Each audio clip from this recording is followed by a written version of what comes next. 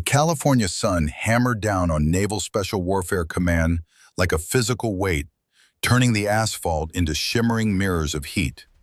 Captain Grace Thornton stepped out of the government sedan, her Marine Corps dress uniform crisp despite the 100-degree afternoon, ribbons gleaming across her chest. The expert rifle marksmanship badge caught the light. 3 gold wreaths surrounded it, the highest designation the Corps awarded. She'd earned every one of them. Grace adjusted her cover and shouldered her rifle case. The worn green canvas was older than she was, older than most of the men watching her from across the parking lot. Inside that case lay a piece of history, a piece of her father, a piece of a war that had ended before she was born, but had shaped everything she'd become. Navy SEALs clustered near the equipment shed. Their conversations died as she approached. Some crossed their arms. Others exchanged glances that said everything their words didn't. A few didn't even try to hide their skepticism. Grace had expected this. She'd been the first woman in every shooting competition she'd ever entered since joining the Marines 7 years ago. The doubt, the whispered comments, the barely concealed hostility masquerading as concern. It was old news. Background noise she'd learned to tune out like static. But this was different. This wasn't a local competition or even a Marine Corps championship. This was the Naval Special Warfare Command Advanced Sniper Competition, an invitation-only event where America's most elite marksmen gathered to prove who was deadliest, who was best, who deserved to be called a warrior in a world where that word had lost its meaning. And she was the first woman who'd ever qualified to attend. Grace walked toward the main building. Every step felt deliberate, measured, like walking through water that didn't want her to pass. She could feel their eyes tracking her movement, analyzing, judging, waiting for her to fail before she'd even fired a shot. A voice cut through the tension. "Captain Thornton." Grace turned. A mountain of a man approached from the command post. Master Chief Jack Reeves was a legend in special operations circles. 68 years old, but built like he'd been carved from California granite. Silver beard trimmed with military precision. Eyes that had seen too much combat in too many places. The Navy Cross ribbon sat prominently on his khaki uniform alongside a cluster of other decorations that told stories most men couldn't bear to hear. Vietnam, multiple tours, Hue City, Khe Sanh, places where young men went to become old or become ghosts.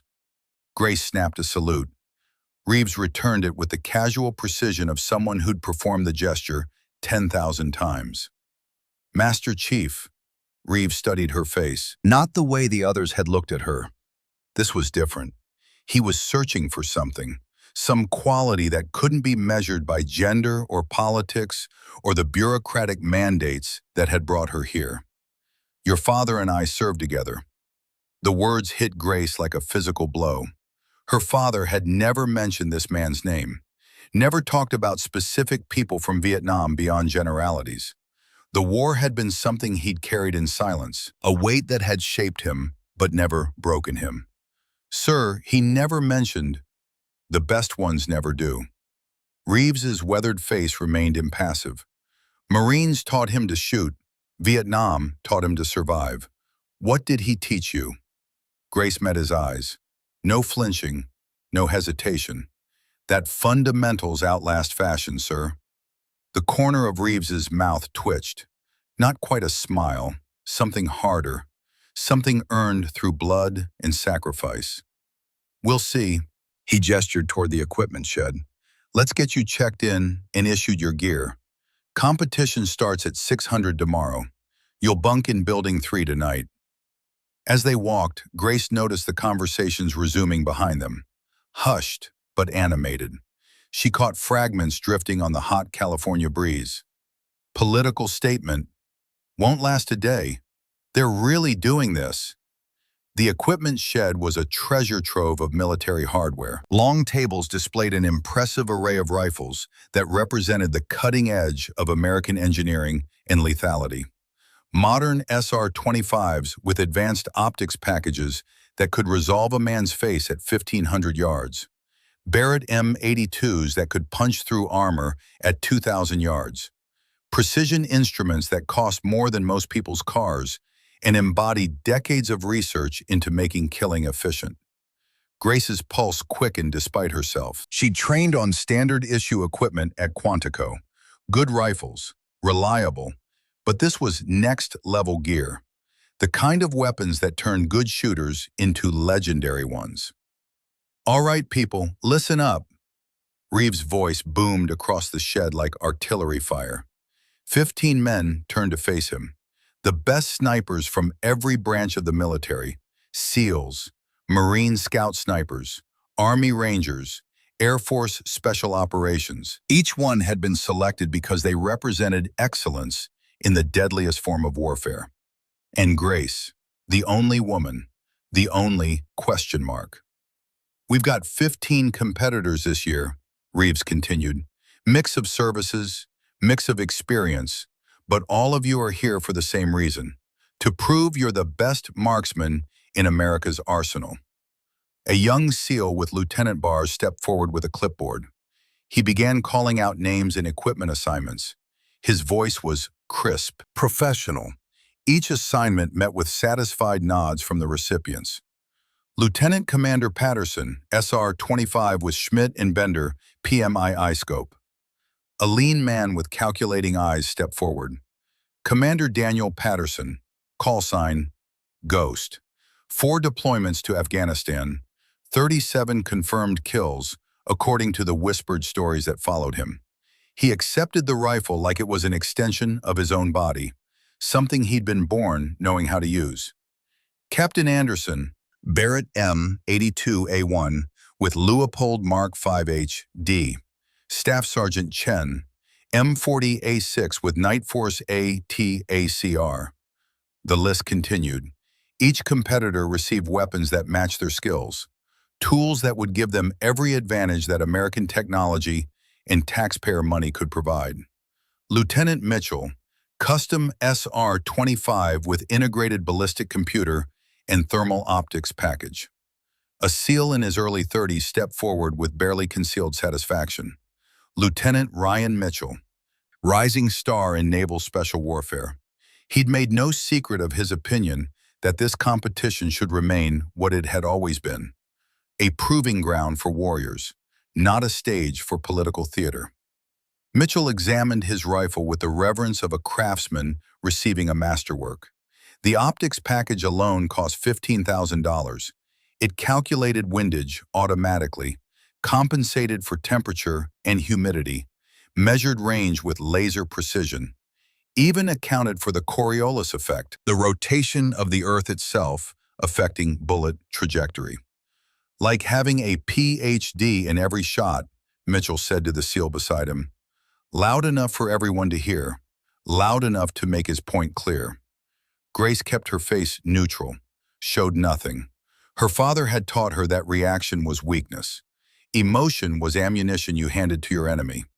"Captain Thornton," Grace stepped forward. Every eye in the shed turned toward her. The moment stretched. Reeves reached beneath the table and pulled out a battered green case that looked like it had survived a war. Because it had. The metal clasps were tarnished with age and exposure.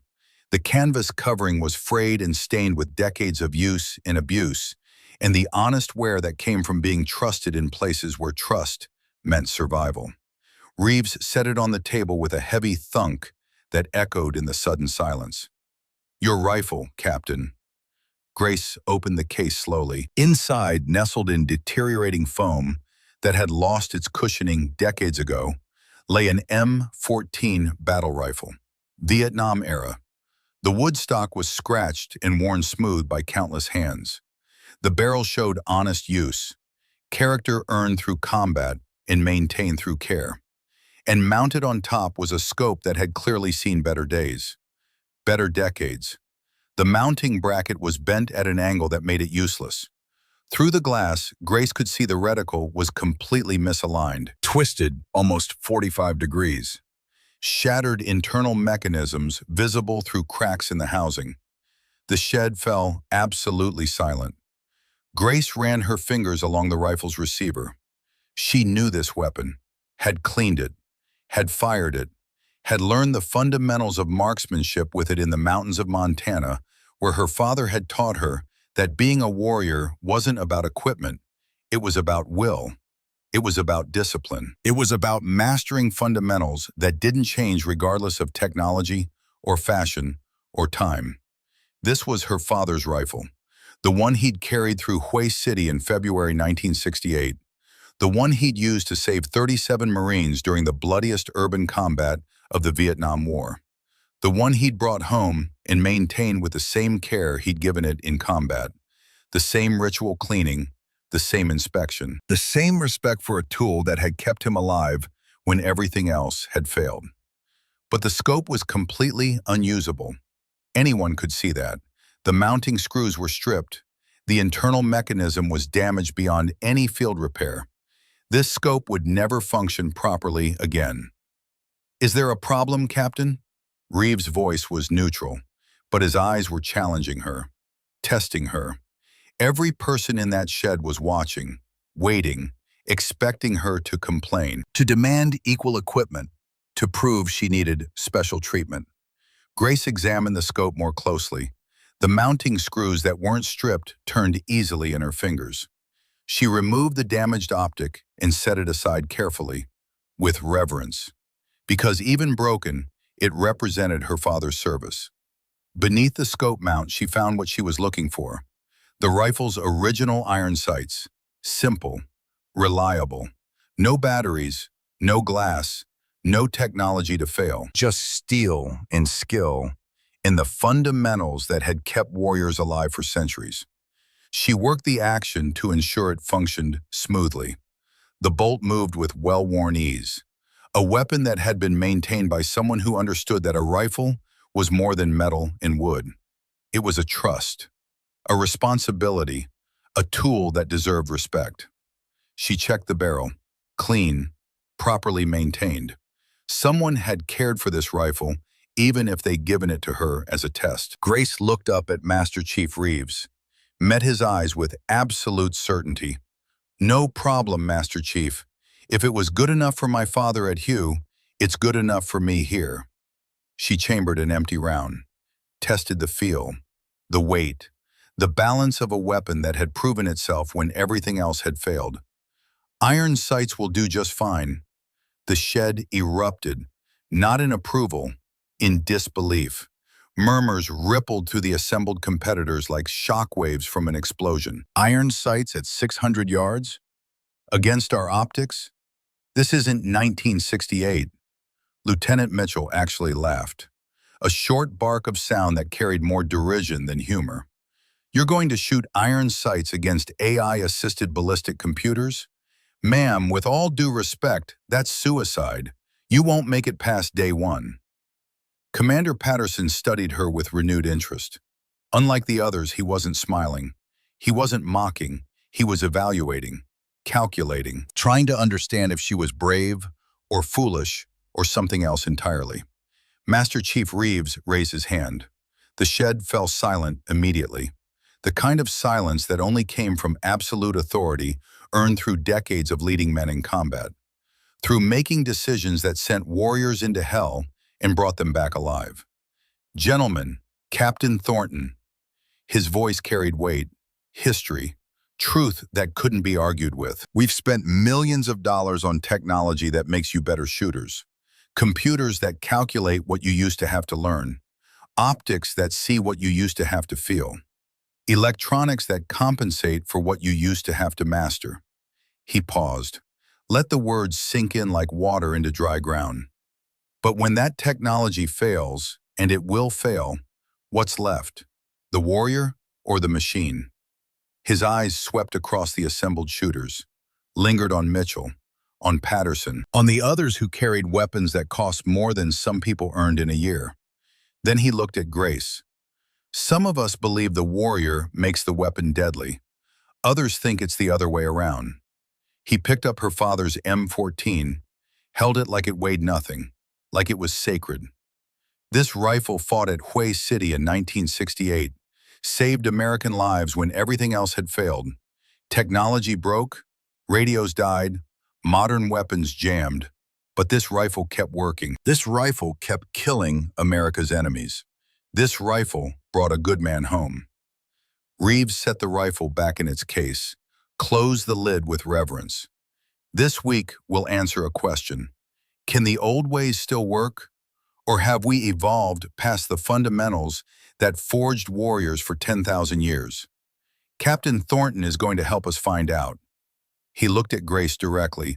You've got 30 minutes to zero your weapon on the 100-yard range before dark, Captain. I suggest you use that time wisely. Grace lifted the rifle case, felt its weight, heavier than modern weapons, more unwieldy. But there was something honest about it, something that didn't make promises it couldn't keep. Need help figuring out how to work it? The voice came from somewhere in the back. Grace didn't see who, didn't care. More laughter rippled through the shed. Not malicious exactly, just certain, confident, the kind of certainty that came from never having been proven wrong. Grace walked toward the door. The M14 felt comfortable on her shoulder, despite its age, despite its limitations. Because limitations were only failures if you let them define you. Outside, the California sun was beginning its descent toward the Pacific. Golden light painted everything in shades that reminded Grace of Montana, of mountains, of a father teaching his daughter that the world didn't care about your excuses, only your results. The 100-yard range stretched before her. Targets waited in neat rows, simple silhouettes against white backing. Nothing fancy, nothing complicated, just the fundamentals of marksmanship that had defined warfare since the invention of accurate rifles. Grace walked to the firing line, set her rifle down carefully, began her pre-shoot routine, the same one her father had taught her in the mountains when she was 12 years old. When he'd decided she was old enough to understand that shooting wasn't about killing, it was about discipline, control, mastery of self before mastery of weapon. Behind her, several competitors had followed outside to watch. They leaned against the shed wall, arms crossed, ready for the show, ready to see confirmation of what they already believed. Grace ignored them, built walls in her mind, created a space where only she and the target existed, where doubt and pressure and expectation couldn't follow, where there was only breath and trigger and the fundamental truth that marksmanship was mathematics you could feel. She loaded 5 rounds, 7.62 NATO ammunition that had been manufactured decades ago but maintained with care, assumed a solid prone position that her body remembered from 10,000 repetitions, aligned her iron sights on the target. 100 yards downrange, the silhouette waited. No computers calculated windage, no laser measured distance, no thermal imaging revealed heat signatures, no ballistic processor compensated for atmospheric conditions, just her eyes, her breath, her father's voice in her memory. Technology is a crutch, Grace. Learn to shoot with your heart and your head. Everything else is just decoration. She exhaled slowly, let her heartbeat settle into the rhythm she'd practiced until it became unconscious, until her pulse was something she controlled rather than something that controlled her. 4 beats per breath cycle. Fire on the natural pause between exhale and inhale. When the body was stillest, when the rifle was steadiest, the front sight post aligned with the rear aperture, creating that perfect figure 8 that separated marksmen from shooters. The target sat at the top of her front post, exactly where it needed to be, floating there like it was waiting for the bullet. Grace's finger caressed the trigger. Not a pull, a squeeze. So gentle it seemed to surprise even her when the M14 roared. The recoil was solid, true, driving straight back into her shoulder with honest force. Nothing cushioned, nothing compensated, just physics and Newton's laws expressing themselves through wood and steel. Downrange, a perfect hole appeared in the 10-ring, center mass. Grace chambered her second round. Her movements were economical, practiced. She'd learned long ago not to rush between shots. Each one deserved its own moment, its own calculation, its own respect. The rifle's barrel had warmed slightly from that first shot, which would affect the bullet's trajectory by mere centimeters. But at 600 yards tomorrow, centimeters would become feet, misses instead of kills. The difference between success and failure. She made an infinitesimal adjustment, shifted her point of aim by a fraction so small it was almost imaginary, compensating for barrel temperature, for the microscopic expansion of metal under heat. Then fired again. Another perfect 10-ring hit. Third shot, fourth, fifth. Each one felt correct. That indefinable sensation when everything aligned, breath and trigger and sight picture, and the universe itself seeming to hold still for that fraction of a second when the firing pin struck the primer. When all the variables collapsed into a single point of certainty. By her fifth shot, the group of spectators had grown silent. The casual mockery had evaporated like morning mist, replaced by something harder to define, something that looked almost like respect, or maybe fear. The fear that came from watching someone accomplish what you'd been certain was impossible. All 5 rounds had clustered within a 2-inch circle at center mass. Performance that matched or exceeded what the others had achieved with their advanced optics and computer-assisted calculations. Grace stood, cleared her weapon with practiced movements that were as automatic as breathing, ejected the magazine, locked the bolt to the rear, visually inspected the chamber, the ritual of making a weapon safe, then turned back toward the shed. Master Chief Reeves stood at the edge of the range now, binoculars in hand. He'd been watching through the glass, observing, measuring, searching for that quality he'd seen in her father 56 years ago in a city that had tried to kill them both. Their eyes met across the distance. Reeves nodded once, barely perceptible, then turned and walked away without a word. But that nod said everything. Commander Patterson remained, still studying her with those calculating eyes. Unlike the others, he hadn't moved, hadn't reacted, just watched and evaluated and tried to understand what he was seeing. "Where did you learn to shoot like that, Captain?" Grace shouldered her rifle. The M14 felt like it belonged there, like it had always belonged there. "My father, Colonel James Thornton, 1st Battalion, 26 Marines, Hue City, 1968. He taught me that real marksmen don't need crutches, sir. They need discipline." Patterson's expression shifted, something that might have been recognition, or memory, or respect for a name that carried weight in circles where legends were measured in confirmed kills and lives saved. "He taught you well. Tomorrow's going to be interesting." Grace walked past him toward her assigned barracks. The evening air was cooling, the Pacific breeze carrying salt and the promise of another perfect California day tomorrow. Behind her, the sunset painted the ocean in shades of orange and red, the same ocean her father had crossed in 1967, heading toward a war that would define him. That would test whether the fundamentals he'd learned could survive contact with an enemy that outnumbered him 10-1. He'd survived, had proven the old ways worked, had brought those lessons home and passed them to his daughter with the same care he'd maintained his rifle. Now it was her turn. Grace reached her barracks room, small but clean, Spartan in the way that military spaces always were. Function over comfort. She set her father's rifle on the rack, opened her pack. Inside, carefully wrapped in a Marine Corps flag, was the photograph she always carried.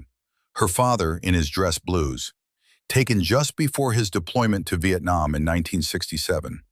Young, strong, certain of purpose in a way that only came from believing absolutely in your mission. Grace set the photograph on her footlocker, sat on her bunk, stared at the face of a man who'd taught her everything that mattered. "I did good today, Dad," she whispered to the image, to the memory, to the legacy that had brought her here. "Tomorrow, we'll see if I can keep it up." Somewhere across the compound, competitors were checking their equipment, calibrating their computers, running diagnostics on optics packages that cost more than her truck, trusting in technology to give them the edge they needed. Grace cleaned her father's rifle, used the same techniques he'd taught her, the same care he'd shown, disassembled the bolt, cleaned the firing pin channel, swabbed the barrel, inspected every component for wear or damage. Because a weapon was more than a tool, it was a trust, a responsibility to every warrior who'd carried it before. Tomorrow would bring the real test, 600-yard precision shooting, the first time she'd have to prove that iron sights could compete with the full might of modern technology. But tonight, she'd already sent a message. Underestimate her at your own risk. Dawn broke over Naval Special Warfare Command with a kind of crystalline clarity that made snipers smile. Not a cloud in the sky, minimal wind, perfect visibility stretching for miles across the range. The kind of morning that separated good shooters from great ones, when there were no excuses, no environmental factors to blame, just skill against skill. Grace had been awake since 0430, running through her morning routine with mechanical precision, physical training, 3 miles at 7-minute pace, shower, equipment check, breakfast that was pure fuel, oatmeal, eggs, black coffee, nothing that would spike her blood sugar or cloud her focus. Now standing on the firing line at 0545, she could feel the weight of expectation pressing down on every competitor. 15 of the military's best marksmen, all gathered for one purpose, to prove they were the deadliest shooter in America's arsenal. Master Chief Reeves stood at the command post, his khaki uniform already showing sweat stains from the morning heat that was building despite the early hour. Behind him, a scoreboard displayed competitor names in alphabetical order. Grace's name sat near the top, a target waiting to be knocked down. "Gentlemen and Captain Thornton," Reeves's voice boomed across the range like artillery fire. "Welcome to day 1. Today's challenge is straightforward. 600-yard precision shooting. 5 rounds, 5 targets, standard silhouettes." He paused. Let the simplicity of the task settle into their minds before adding the complications. Wind is calm at 3 miles per hour from 280 degrees. Temperature is 68 degrees Fahrenheit. Humidity at 45%. Barometric pressure is standard at 29.92 inches. Conditions are as close to perfect as you'll ever see in combat, which means there are no excuses. Your skill is the only variable that matters today. His hard eyes scanned the line of shooters. Your equipment may be different, but the standard is the same. Excellence, nothing less. Grace glanced down the line at her competition. To her left, 3 Navy SEALs stood with their advanced rifles, tactical gear gleaming in the morning sun. Lieutenant Commander Patterson was among them, his SR-25 equipped with a Schmidt & Bender PMII scope that cost more than Grace's first car. The optics package included laser range finding, automatic windage calculation, temperature compensation, even automatic cant adjustment. Every advantage that American engineering and unlimited budget could provide. Beyond him, Army Rangers and Air Force Special Operators adjusted their weapons, checking ballistic computers, calibrating laser systems, running diagnostics on equipment that represented the cutting edge of sniper technology. And then there was Grace, holding a rifle that had been obsolete before she was born, iron sights that her grandfather's generation would have recognized.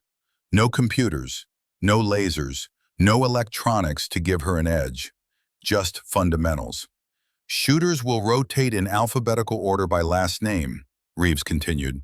"Captain Anderson, you're up first. Lieutenant Chen second. Captain Thornton third." Perfect.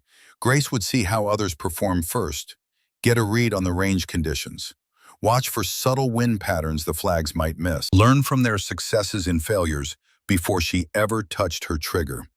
Captain Bradley Anderson was an Army Ranger with a reputation for cold bore shots.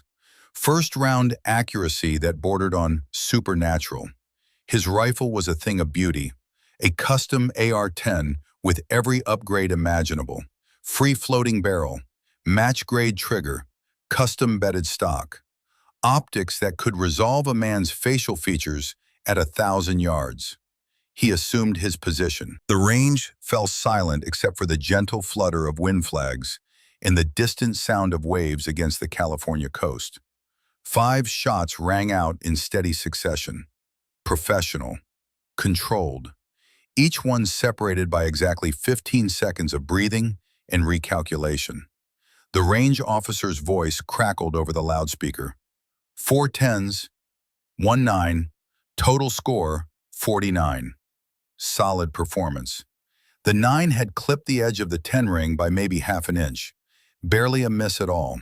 Anderson stood and nodded, satisfied but not celebrating.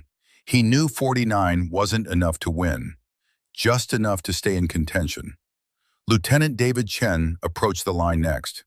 Marine Scout Sniper. 2 deployments to Afghanistan. Grace had heard stories about his performance in Helmand Province. Shots that had saved entire patrols from ambush. Confirmed kills from ranges that seemed impossible. Chen's M40A6 was equipped with Night Force ATACR optics, military-grade glass that could punch through atmospheric distortion and heat shimmer like they didn't exist. His 5 shots came even faster than Anderson's. Confidence built on hundreds of confirmed kills. Muscle memory that didn't require conscious thought. 5 10s, perfect score 50. Murmurs of approval rippled through the competitors. Chen had set the bar high, proven that perfection was possible under these conditions. Now everyone else would be chasing that standard. Captain Thornton, you're up. Grace walked to the firing line. Every eye followed her movement. She could hear the whispered comments even though the competitors tried to keep them low. Let's see what she's got. Iron sights at 600. This should be interesting. Probably won't even hit the target. Give her credit for trying at least. Grace tuned them out. Years of competitions had taught her how to build walls in her mind, creating a space where only she and the target existed, where doubt and pressure and expectation couldn't follow, where there was only breath and trigger and mathematics. She set down her shooting mat, the same one her father had used, worn canvas that had absorbed the sweat and blood of 100 shooting positions. Assumed a solid prone position that her body knew better than her own heartbeat. Left leg straight, right leg bent at the knee, supporting hand under the rifle's forestock, shooting hand gripping the pistol grip with just enough pressure to control without tensing. She loaded 5 rounds into the M14's magazine. The brass cartridges caught the morning sun as she chambered the first round. The bolt moved forward with a solid click of mechanical certainty, a sound that had meant readiness for generations of warriors. 600 yards downrange, her target waited. A simple silhouette, black against white backing. Without optics, it appeared small, barely larger than her thumbnail from this distance. A dot on the horizon that she was supposed to hit 5 times in succession. But Grace didn't need to see details. She needed to see fundamentals. She settled her cheek against the wooden stock, feeling its familiar contours, the slight dip where her father's cheek had rested for decades, the smooth wear pattern from a lifetime of proper technique. Through the iron sights, she aligned the front post with the rear aperture, creating that perfect figure 8 that her father had drilled into her consciousness until it became involuntary. The target sat at the top of her front sight post, exactly where it needed to be, floating there like a promise waiting to be kept. Now came the mathematics, the calculations that separated marksmen from shooters, that turned lead and brass into precision instruments of warfare. Range 600 yards, wind 3 miles per hour from 280 degrees, quartering from the left.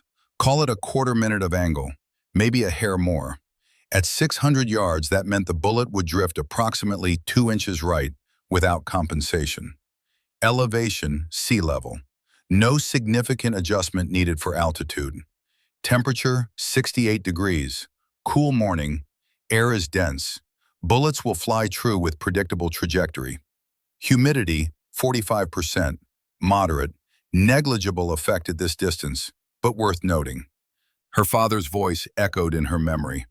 Not words exactly, more like a feeling, a certainty that transcended language. The rifle doesn't think, Grace. You do the thinking. You do the math. The rifle just does what you tell it. Grace made her adjustments, mental calculations that happened faster than conscious thought, shifted her point of aim ever so slightly to compensate for the gentle westerly breeze. Not much, just enough. A fraction of an inch that would become 6 inches of correction at target distance. The difference between center mass and a miss. She controlled her breathing, let it settle into the rhythm she'd practiced 10,000 times. Inhale for 4 heartbeats, exhale for 4 heartbeats, natural pause for 2 heartbeats. The world narrowed to a single point. Her finger caressed the trigger, slowly, gently, like touching something precious that might break if handled roughly. The M14 roared, recoil sharp but manageable, driving straight back into her shoulder. Honest force that didn't lie or compensate or make promises it couldn't keep. Downrange, through the iron sights, she couldn't see where the bullet had struck, but she felt it. Center mass, perfect. The shot had felt exactly right, that indefinable sensation when every variable aligned. Grace chambered her second round. Her movements were economical, practiced. She'd learned long ago not to rush between shots. Each one deserved its own moment, its own calculation, its own respect. The wind hadn't changed. She could feel it on her face. Still 3 miles per hour from the same direction. Temperature steady, but she made an infinitesimal adjustment anyway. The rifle's barrel had warmed slightly from that first shot, maybe 5 degrees, which would affect the bullet's trajectory by mere centimeters as the expanding metal changed harmonics. But at 600 yards, centimeters mattered. They were the difference between perfection and almost. Her second shot broke clean. That perfect surprise when the trigger breaks at exactly the right moment in exactly the right way. Third shot. The barrel was warmer now, settling into its rhythm. Grace adjusted her point of aim by a microscopic amount, compensating for the harmonics she could feel more than calculate. Fourth shot. Wind had picked up slightly, maybe half a mile per hour. She led the target a fraction more. Fifth shot. Final round. The one that would determine if she'd matched Chen's perfect score or fallen short. Grace went through her entire process again. Breathing, wind check, barrel temperature assessment, sight alignment, trigger press. The rifle fired. Each shot had felt perfect. That indefinable sensation when everything aligned, breath in trigger and sight picture and the universe itself seeming to hold still for that fraction of a second when physics and skill and will all converged into a single point of impact. Grace cleared her weapon, stood, stepped back from the line. Her face betrayed nothing, but her heart hammered in her chest. She'd done everything right, felt every shot land true, but without a spotting scope, she couldn't see her results. Couldn't know if feeling translated to reality. The range officer walked down range with binoculars, examining her target. The silence stretched. Grace could feel every competitor's eyes on her back, the weight of their judgment, their skepticism, their certainty that iron sights couldn't compete with modern technology. The range officer's voice crackled over the loudspeaker. "Stand by for scoring." Master Chief Reeves walked to the observation post, took the binoculars, looked for himself. His weathered face remained impassive, but Grace noticed his eyebrows rise slightly, the first crack in his stoic expression she'd seen since arriving. Reeves lowered the binoculars, keyed his radio. "Confirm that score, Petty Officer." A pause, then the response crackled back. "Confirmed, Master Chief. 5 tens. Group measures 3.5 inches. Reeves's voice boomed across the range with a quality Grace couldn't quite identify. Pride, maybe, or vindication, or something deeper that only another warrior could understand. 5 10s, perfect score 50, all rounds within a 3.5-inch group. The silence that followed was deafening. Grace allowed herself the smallest smile, not because she was surprised. She'd felt every shot land true, but because she could feel the shift in the air around her. The whispers had stopped. The smirks had vanished. The certainty that she didn't belong had cracked like ice under pressure. Lieutenant Commander Patterson was the first to speak. He'd moved closer to the observation post to see her target through the spotting scope. His expression showed something Grace hadn't expected: genuine respect. "That's a tighter group than mine was," Patterson said loud enough for others to hear. "And I was using a scope that costs $8,000 with a computer that does half the thinking for me." "Beginner's luck," someone muttered from the back of the group. Grace didn't see who, didn't need to. Patterson turned, his eyes hard. The kind of hardness that came from leading men in combat, from making life and death decisions in fractions of seconds, from knowing the difference between skill and chance. Luck doesn't put 5 rounds in 3.5 inches at 600 yards. Luck is one good shot. 5 perfect shots is skill. That's discipline. That's fundamentals mastered to the point where they become unconscious. Captain Anderson approached Grace, extended his hand. His grip was firm, honest, the handshake of someone who recognized excellence regardless of who demonstrated it. "Hell of a shooting, Captain. That was impressive, truly impressive." "Thank you, sir." But not everyone was convinced. Lieutenant Ryan Mitchell crossed his arms, his expensive rifle slung across his chest like a statement, like proof that modern ways were better ways. "One good run doesn't prove anything. Let's see if she can keep it up when the challenges get harder, when the pressure increases." Grace met his eyes, kept her voice level, professional, gave him nothing to use against her. "Looking forward to it, Lieutenant." The competition continued through the morning. Patterson shot next after Grace. His performance was flawless. 5 perfect 10s with a 4.2-inch group. Excellent shooting by any standard. Better than 99% of trained marksmen could achieve, but not quite matching Grace's precision. Mitchell followed. His AI-assisted ballistic computer calculated every variable: wind, temperature, barometric pressure, even the rotation of the Earth itself and how it affected bullet trajectory over distance. His rifle was a marvel of engineering, a weapon system that cost taxpayers $50,000 when you included all the electronics. He shot a perfect 50, but his group measured 5 inches. Good, professional, but not extraordinary. By noon, all 15 competitors had completed their runs. The scoreboard told a story nobody had expected. First place, Lieutenant David Chen and Captain Grace Thornton, tied with perfect scores of 50 points. Grace's tighter group size gave her the technical edge on the leaderboard. Third place, Lieutenant Commander Daniel Patterson, 49 points with excellent group size. Fourth place, Lieutenant Ryan Mitchell, 50 points but larger group dispersion than the leaders. Master Chief Reeves consulted his clipboard. His voice carried across the assembled shooters with the weight of judgment earned through decades of combat. Current standings after round 1. Lieutenant Chen and Captain Thornton tied for first place with perfect scores. Captain Thornton's group size of 3.5 inches versus Lieutenant Chen's 4 inches gives her the #1 position.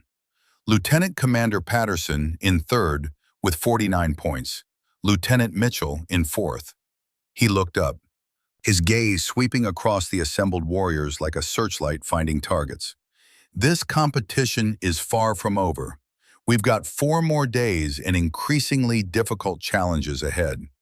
Day 2 starts at 600 tomorrow, moving targets at variable distances and speeds. The targets won't wait for you to calculate. You'll have 3 seconds from appearance to impact. Get some rest. Check your equipment.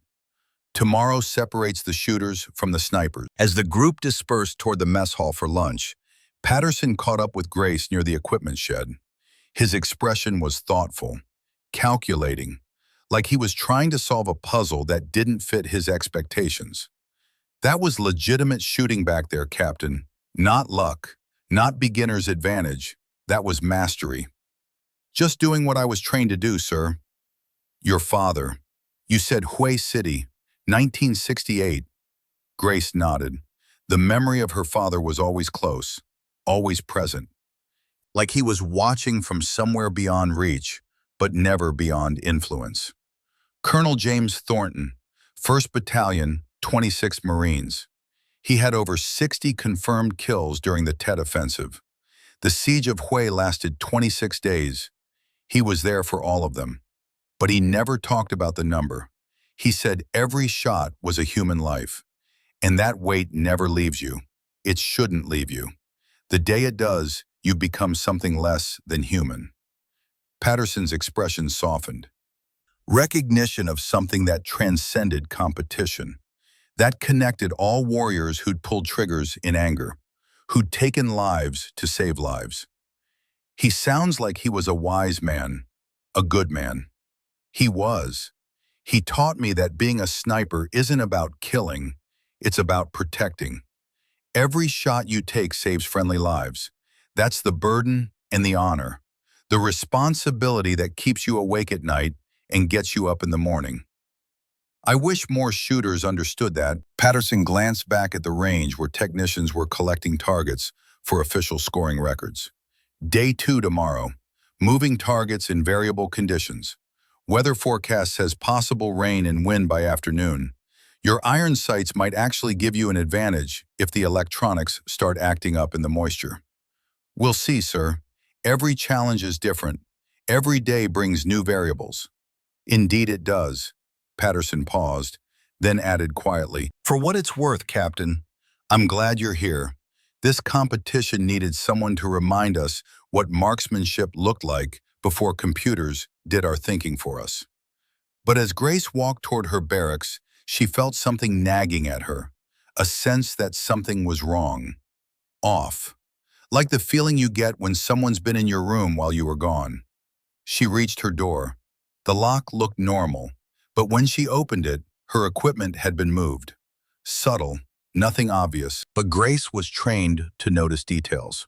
Her ammunition box sat on the table, in the wrong position, rotated 90 degrees from where she'd left it.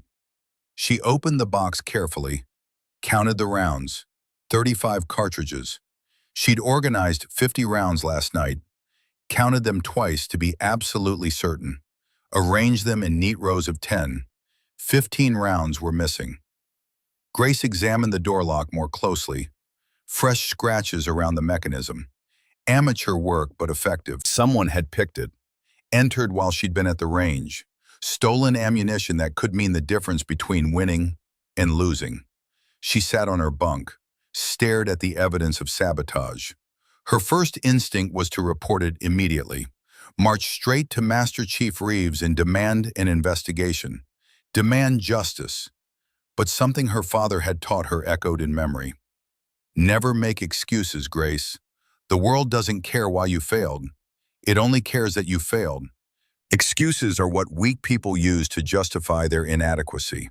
Warriors adapt. They overcome. They win despite the obstacles.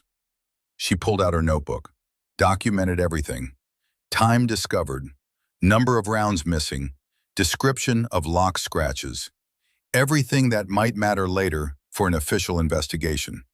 But she didn't report it. Not yet. Because complaining would play into their hands, would prove she needed special treatment, would confirm the suspicion that she couldn't compete on equal terms. Instead, she inspected every remaining round with meticulous care, checking for damage, for tampering, for anything that might cause a malfunction at the worst possible moment. Looking for scratches on the brass casings, dents in the primers, anything that suggested someone had done more than just steal ammunition. Everything appeared intact. Whoever had taken the rounds had been careful not to leave obvious evidence of tampering with what remained. Grace cleaned her rifle, maintained it with the same ritual her father had taught her. Because some things mattered more than competition, more than winning, the discipline, the care, the respect for tradition that connected generations of warriors. She disassembled the bolt, cleaned every component, inspected the firing pin for wear, checked the extractor tension, examined the barrel throat for erosion. The ritual was meditative, calming, a connection to her father and to every warrior who'd maintained weapons with the same care. Tomorrow would bring moving targets, a new challenge, a new test, scenarios that would require split-second calculations and instinctive shooting. The kind of shooting where iron sights would be at maximum disadvantage against computer-assisted optics. But tonight, someone had declared war. Not with bullets, but with sabotage. With the kind of attack that happened in shadows, that couldn't be answered with marksmanship.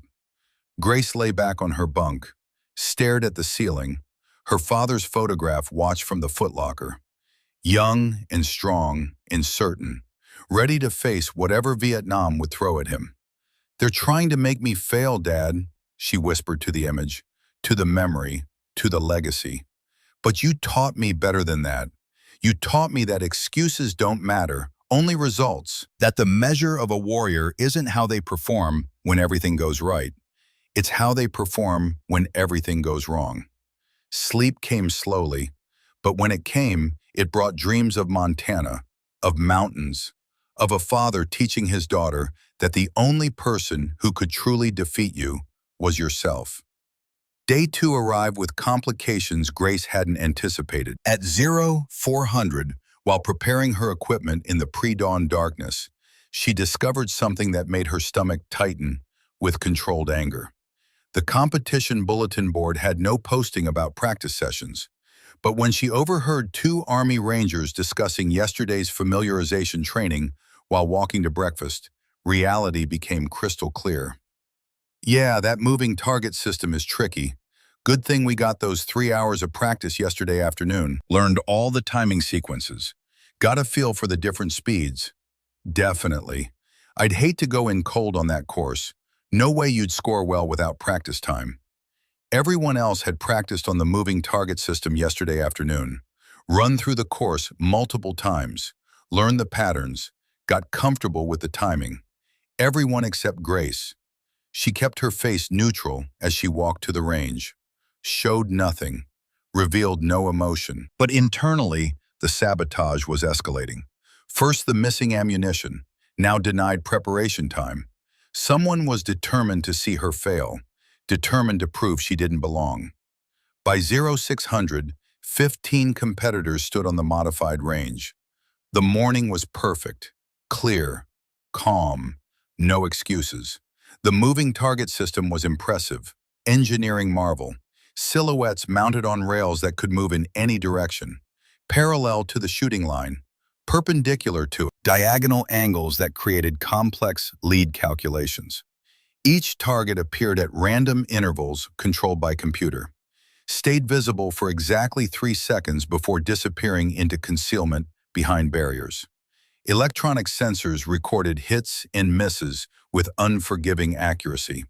No disputes, no arguments, just data. Master Chief Reeves stood at the command post. His voice carried the authority of decades leading warriors in combat.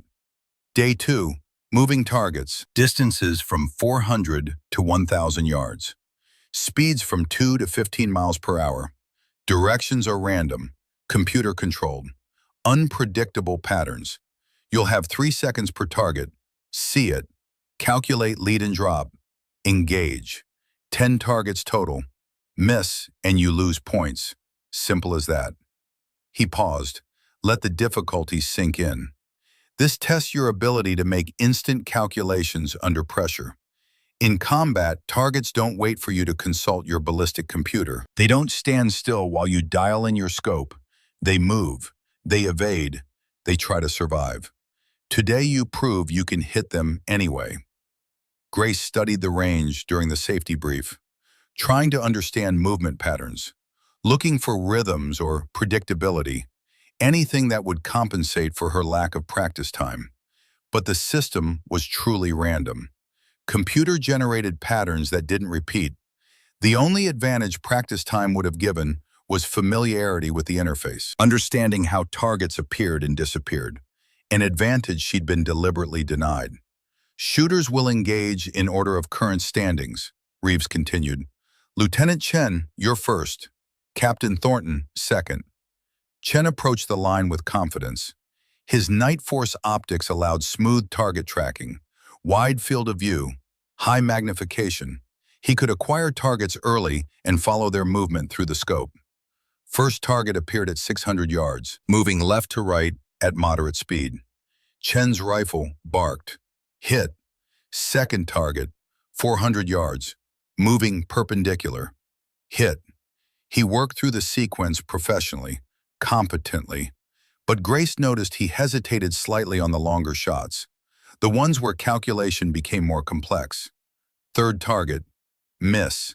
The target had changed speed mid-sequence, an acceleration that threw off his lead calculation.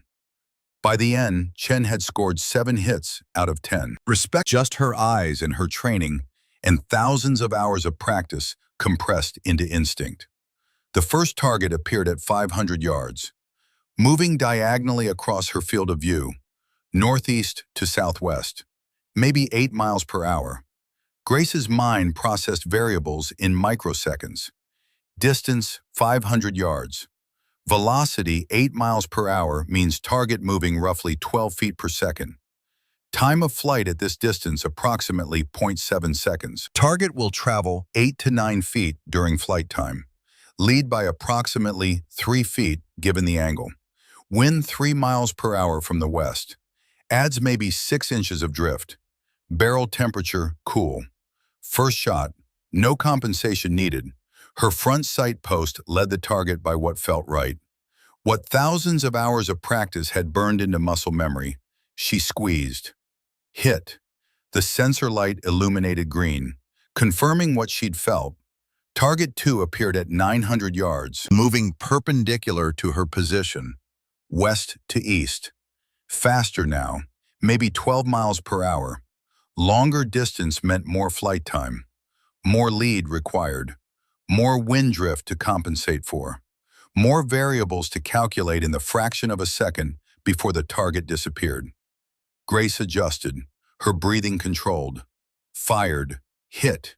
She moved through the sequence like flowing water, each decision happening faster than conscious thought, each shot feeling correct before the sensor confirmed it. Target 3, 500 yards, moving toward her at an angle, closing distance, lead calculation complicated by the geometry. Hit. Target 4, 700 yards, erratic movement, speed changes. Grace watched for half a second, identified the deceleration pattern, led it appropriately. Hit. Target 5, 600 yards, moving fast, perpendicular, simple calculation. Hit. 6, 800 yards, diagonal. Hit. 7, 400 yards, close and fast. Hit. 8, 1,000 yards, moving slow but maximum distance. Hit.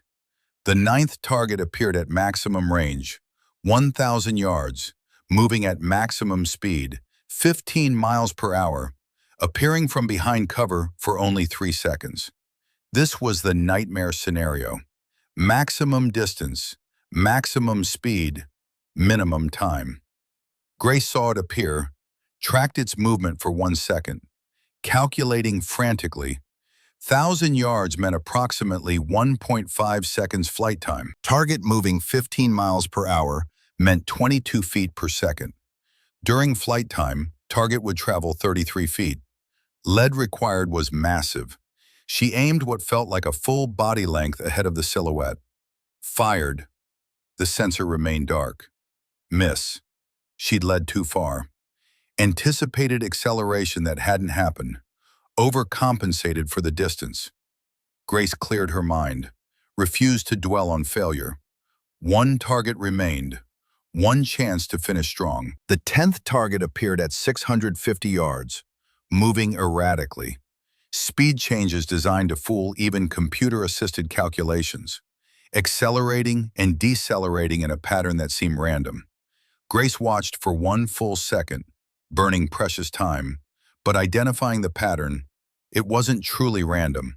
There was rhythm, predictability hidden in apparent chaos. The target accelerated for 2 seconds, decelerated for 1 second, repeated. She waited for the deceleration phase, led the target accounting for its slowing speed. Fired. Hit. 9 hits, 1 miss, the range officer announced, his voice neutral but carrying a note of surprise. Captain Thornton ties Lieutenant Chen for Day 2 lead with 9 hits each. The range fell silent. Tying the competition's best shooter while using iron sights against computer-controlled moving targets exceeded what anyone had expected. It was one thing to shoot static targets at known distances. It was entirely different to engage moving targets that required instant calculation and instinctive shooting. Commander Patterson shot next after Grace.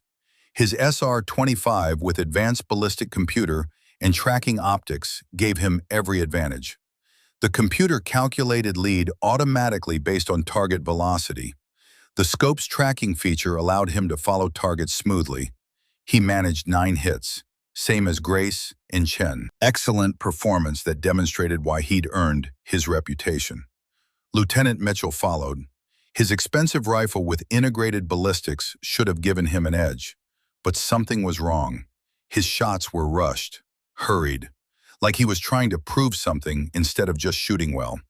He scored 8 hits. Good, professional, but not exceptional.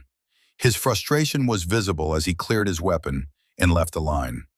The remaining competitors shot through the morning. Results ranged from 5 to 9 hits. The moving targets were proving brutally difficult even with advanced technology. By 1100 hours, the standings had shifted slightly. First place, Captain Grace Thornton, Lieutenant David Chen, and Lieutenant Commander Daniel Patterson, all tied with 9 hits out of 10 possible. Fourth place, Lieutenant Ryan Mitchell with 8 hits. During the lunch break, Grace found Patterson near the equipment shed. He was cleaning his rifle with the careful attention of someone who understood that weapons required respect and maintenance.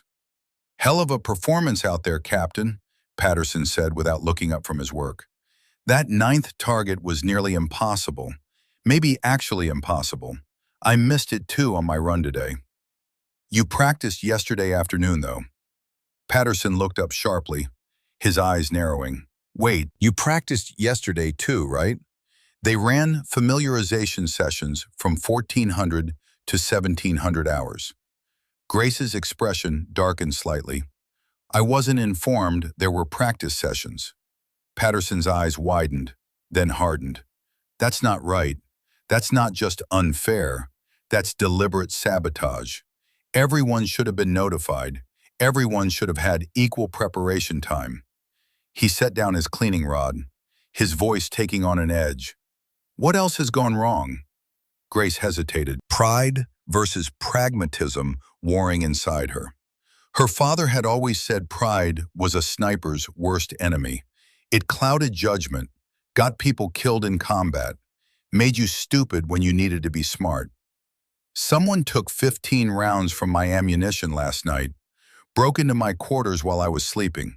I found fresh scratches on my door lock. The ammunition box had been moved. 15 rounds missing. Did you report it?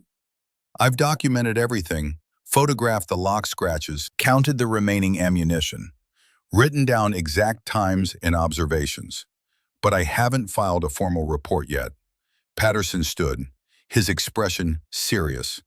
"Report it now, today, before dinner formation. This isn't about special treatment, Grace. This is about integrity. Tampering with a competitor's equipment and supplies is grounds for immediate disqualification and possible criminal charges.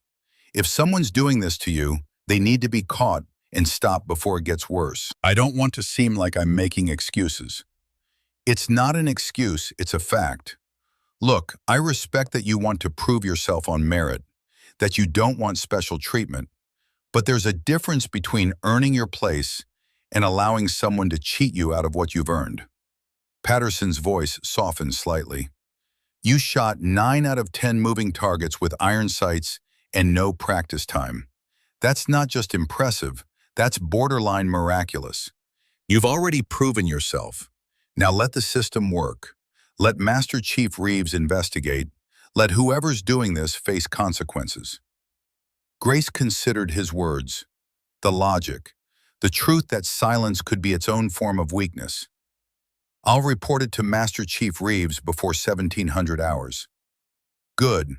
Patterson returned to his rifle, then added quietly, that shooting this morning was some of the best I've ever seen. Iron sights against moving targets at 1,000 yards. Most people would say, that's impossible. The fact that you hit 9 out of 10 without practice time, that's skill that can't be taught. That's instinct earned through years of discipline. My father never taught me to believe in impossible. He taught me that impossible is what people say when they haven't trained hard enough. Patterson smiled, a genuine expression. I like that. Your father sounds like he was a hell of a Marine. That afternoon at 16:30 hours, Grace reported everything to Master Chief Reeves in his office. His face remained impassive as he took notes with meticulous care, writing down every detail, every observation, but his eyes showed cold fury that reminded Grace why this man had earned the Navy Cross, why Marines had followed him into hell and trusted him to bring them back alive. 15 rounds missing from your ammunition supply, Reeves repeated, his voice carefully controlled. Fresh scratches on your door lock indicating forced entry, and you were not notified about practice sessions that every other competitor attended. Yes, Master Chief. And you're reporting this now, a full day after discovering it because... I didn't want to seem like I was making excuses, sir. Didn't want special treatment. Reeves leaned back in his chair, studied her with those eyes that had seen too much combat. Captain Thornton, let me be crystal clear about something. Reporting sabotage is not making excuses. It's reporting a crime. There is no universe in which stealing a competitor's ammunition and denying them practice time constitutes a fair competition. He stood, walked to the window overlooking the range. I'll have security review all barracks footage from the past 48 hours. I'll personally inspect your equipment and ammunition supplies going forward, and I'll ensure you receive notice of all future practice sessions and briefings. Thank you, Master Chief. Don't thank me, Captain. This is basic integrity, the minimum standard. He turned back to face her. But I will say this, you shot 9 out of 10 moving targets today with iron sights and 0 practice time. Your performance is not just competitive, it's exceptional. Your father would be proud. Grace felt emotion welling up but forced it down. Warriors didn't cry in their commander's office. There's something else you should know, Reeves continued, his voice dropping lower, more personal. I haven't told you the full story about your father and me, about what happened in Hue. Grace's breath caught. Sir? Sit down, Captain. This might take a few minutes. Grace sat. Reeves returned to his desk but didn't sit. He stood, looking at something beyond the walls of his office, seeing another time, another place. February 1968, Hue City, third week of the battle. The NVA had us completely pinned down in the MACV compound. We'd lost communication with higher command. Couldn't call for artillery support. Couldn't get airstrikes. The weather was shit, smoke and rain. Visibility maybe 50 meters on a good day. His voice took on the quality of someone reciting sacred text, remembering details that mattered. There was an NVA sniper, somewhere in the Citadel. We never spotted him, never even saw muzzle flash. But he'd been picking us off for 6 hours, methodical, patient, professional. He'd killed 7 Marines that morning, wounded 4 more, had us completely pinned.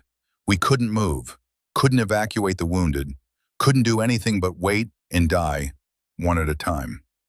Reeves's hands gripped the back of his chair, knuckles white.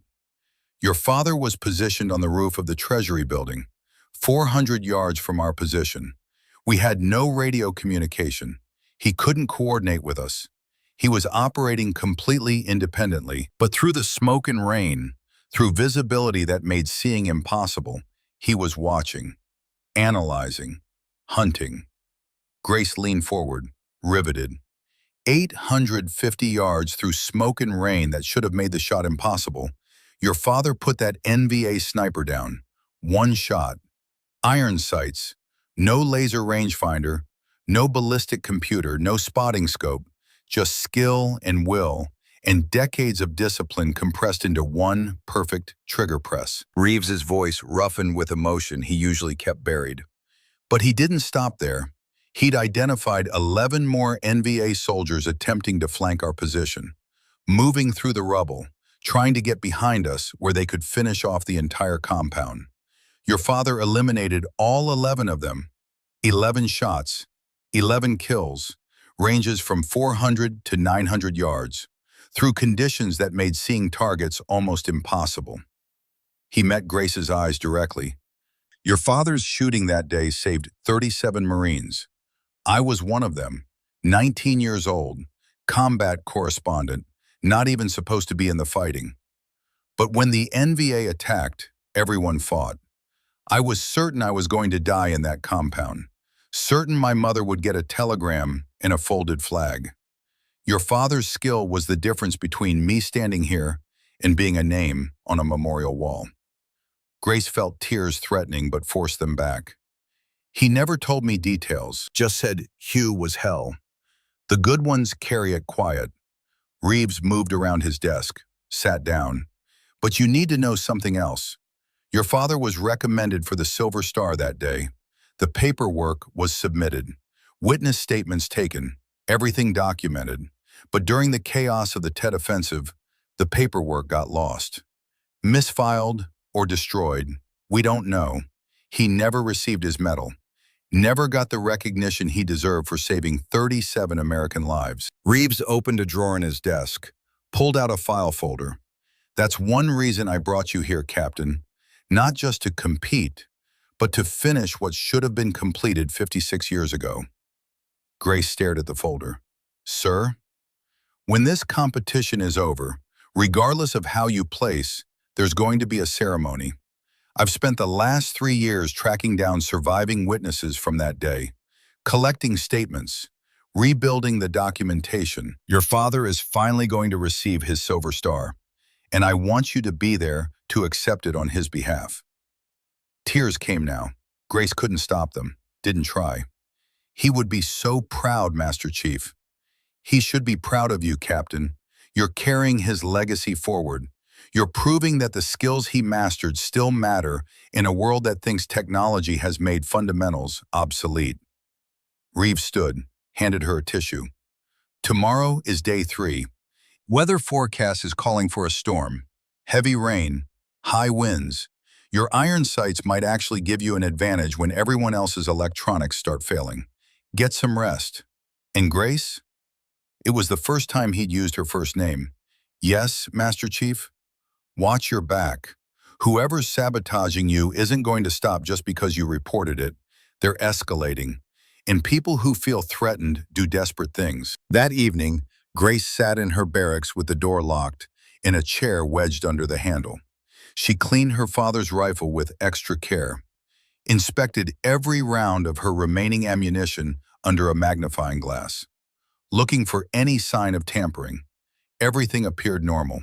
But she couldn't shake the feeling that the worst was yet to come. Tomorrow would bring day 3, a storm, conditions that would test every shooter's limits. But Grace had been training for storms her entire life. She lay back on her bunk, stared at her father's photograph, young and strong and certain, ready to face whatever came. They're trying to break me, Dad, she whispered. But you taught me that the only person who can break you is yourself. Everyone else can only create obstacles. And warriors don't avoid obstacles, they overcome them. Sleep came easier than expected. The sleep of someone who knew exactly who they were and what they had to do. Day 3 arrived with a vengeance that reminded Grace why California weather could turn from paradise to purgatory without warning. She woke at 03:30 to the sound of wind howling against the barracks like something alive and angry. Through her window, she could see palm trees bending at impossible angles, their fronds whipping frantically in gusts that would make precision shooting nearly impossible. Rain didn't fall, it attacked, driven horizontally by winds that the weather station would later clock at 32 miles per hour, with gusts exceeding 40. Any reasonable person would have canceled today's competition, but Master Chief Jack Reeves wasn't a reasonable person. He was a warrior who'd survived Hue City and Quezon, who'd learned that combat didn't wait for perfect conditions, that the enemy didn't care if you were ready. By 600, 15 competitors stood on the coastal firing range in full rain gear that was already soaked through. The range had been relocated overnight to a clifftop position overlooking the Pacific, where wind patterns were notoriously unpredictable. Eddies and gusts and sudden calms created by the interaction of ocean air and landmass. Invisible rivers of force that could push bullets off course by feet instead of inches. Grace could taste salt on her lips, feel the wind trying to physically push her off balance. This was nature at its most hostile, conditions that separated warriors from shooters. Day 3. Reeves's voice somehow boomed over the storm, cutting through wind and rain with the force of absolute authority. Today is about adaptation. Combat doesn't wait for perfect weather. Your enemy doesn't care if conditions are ideal. He attacks when he has advantage, when conditions favor him and hurt you. Today you prove you can perform when everything is against you. He gestured toward the targets, barely visible through rain and mist that turned the world into shades of gray. Distances from 600 to 1,200 yards, 5 targets total, variable wind conditions that will change not just between shots, but during flight time. Your equipment will be tested. Your skills will be tested. Most importantly, your mind will be tested. Your ability to adapt and overcome when every advantage has been stripped away. Grace glanced down the line at her competition. Several shooters were already struggling before the competition even began. Rain hammered their advanced optics, creating condensation inside supposedly sealed scopes. Water droplets on external lenses distorted sight pictures, fogging that wouldn't clear no matter how much they wiped. Lieutenant Mitchell's expensive ballistic computer flickered and died as Grace watched. Moisture had penetrated the waterproof casing. $15,000 of technology reduced to useless weight by water that didn't care about specifications or warranties or the engineer's promises. Commander Patterson stood stoic, his SR-25 wrapped in a waterproof rain cover, his expression unreadable, but Grace could see tension in his shoulders. Even the best equipment struggled in conditions like these. Lieutenant Chen looked frustrated, constantly adjusting his Night Force scope as water droplets created optical aberrations, refraction patterns that turned precision instruments into liability. And then there was Grace, standing in the deluge with her father's M14 and its simple iron sights. No electronics to short-circuit, no glass to fog, no batteries to fail in the moisture, no computers to crash when water found microscopic gaps in seals. Just steel and wood and fundamentals. The same tools warriors had used for generations before technology promised to make them obsolete. Due to weather conditions, Reeves announced over the howling wind, anyone who wishes to withdraw can do so without penalty to their overall standing. Your Day 3 score will be recorded as your average from Days 1 and 2. 2 competitors immediately stepped forward, an Army Ranger and an Air Force sniper, both experienced warriors who recognized when conditions exceeded equipment capabilities. There was no shame in their decision, just pragmatism, understanding that some battles couldn't be won with the tools available. 13 remained. Shooters will engage in alphabetical order, Reeves continued. Lieutenant Briggs, you're first. Briggs was a SEAL with 3 combat deployments and a reputation for cold precision. His rifle was state-of-the-art. Yesterday, it would have given him every advantage. Today, it was betraying him with every shot. Through the spotting scope in the observation bunker, Grace watched his first shot go wide by several feet. The ballistic computer, struggling to calculate wind values that changed every second, had given him catastrophically bad data. His second shot was closer, but still missed the target completely at 800 yards. By his fifth shot, struggling with electronics that kept crashing and restarting, he'd scored only 2 hits out of 5 possible. He stood from the line, clearly frustrated, walked away shaking his head.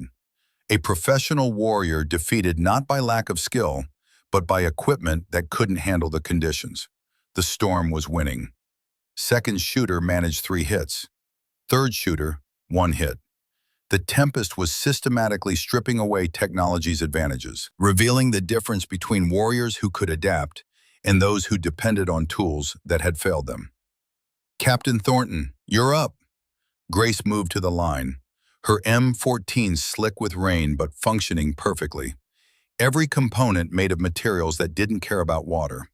Wood that had swollen slightly with moisture but remained stable.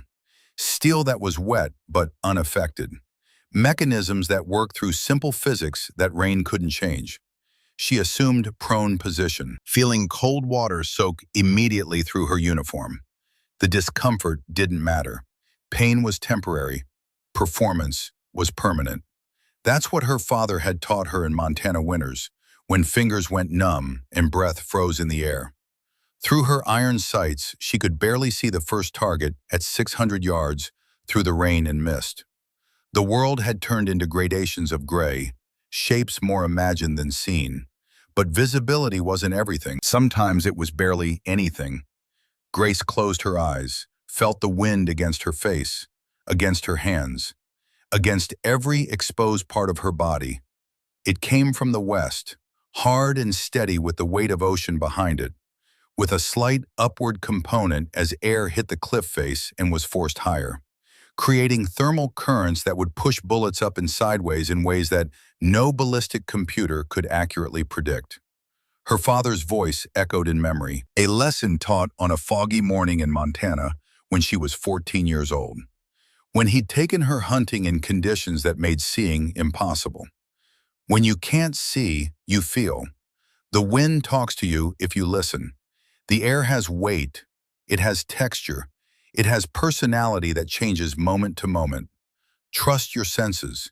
They're older than technology, older than civilization. Your ancestors hunted in darkness and fog for thousands of years before the first rifle was invented. Grace opened her eyes, made calculations based on feel more than formulas. Wind 40 miles per hour from 270 degrees. At 600 yards, that meant she didn't calculate exact numbers. She felt it. The bullet would drift massively right without compensation. She aimed 3 feet left of the target, so far off that to anyone watching, it looked like she was aiming at nothing, like she'd given up, like the pressure had finally broken her. She fired. 600 yards downrange, the bullet curved through the storm in a parabolic arc that looked impossible. Physics in ballistics, in wind resistance, all combining in ways that required more faith than calculation. The round punched dead center into the silhouette. The range officer's voice carried genuine surprise. Hit. Center mass. Even the observation bunker had gone quiet. Grace could feel their eyes on her, trying to understand what they just witnessed. Grace chambered her second round with mechanical precision. The second target was at 800 yards. The wind had shifted. She could feel the change, not see it, not calculate it from flags that were being torn apart by the gusts, but feel it on her skin, in her bones. Northwest now, stronger, maybe 45 miles per hour, with the upward component even more pronounced as the storm intensified. She adjusted her point of aim even further left and higher, compensating for wind and thermal that would push her bullet off course, trusting feel over formulas. Hit. The sensor confirmed what her body already knew. The shot had been perfect. Third target, 1,000 yards. The rain intensified into a gray wall that made seeing impossible. Vision became irrelevant.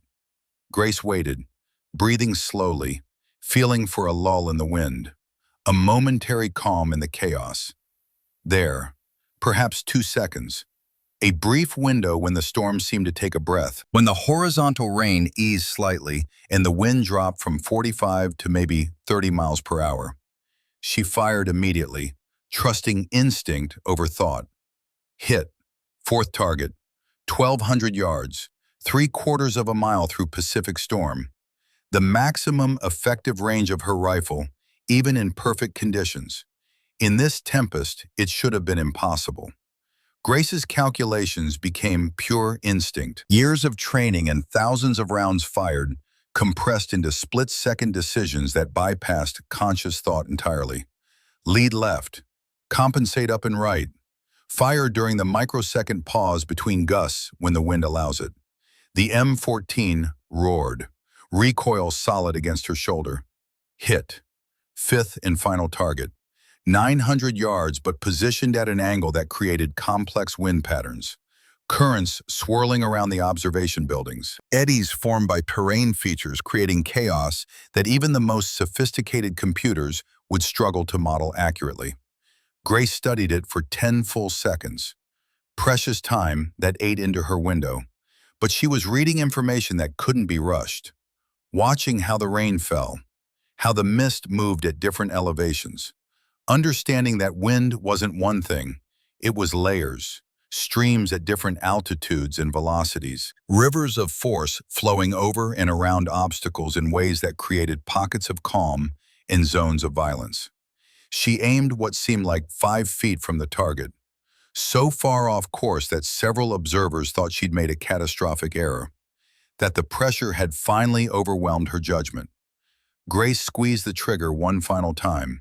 The bullet curved through space and storm, following a path that looked impossible, but was actually inevitable. Physics expressed through skill earned over decades of discipline. Hit. 5 for 5. Perfect score for Captain Thornton in storm conditions. The competitors watching from the observation bunker fell silent.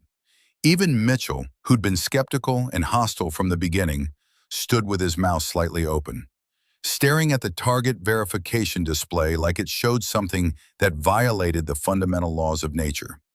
Commander Patterson had been preparing for his own run, checking his equipment, reviewing his notes, but he stopped, set down his rifle, walked to the edge of the bunker where he could see Grace emerging from the shooting position through the rain. Water dripped from her uniform, streamed down her face. Her hair was plastered to her head, but her expression showed only calm focus, like she just completed a routine training exercise instead of something that would be discussed in sniper schools for decades. Patterson approached as she entered the bunker, dripping and cold. "That was supernatural, Captain." He paused, searching for words adequate to capture what he'd witnessed. "You couldn't even see the targets clearly. How did you do that?"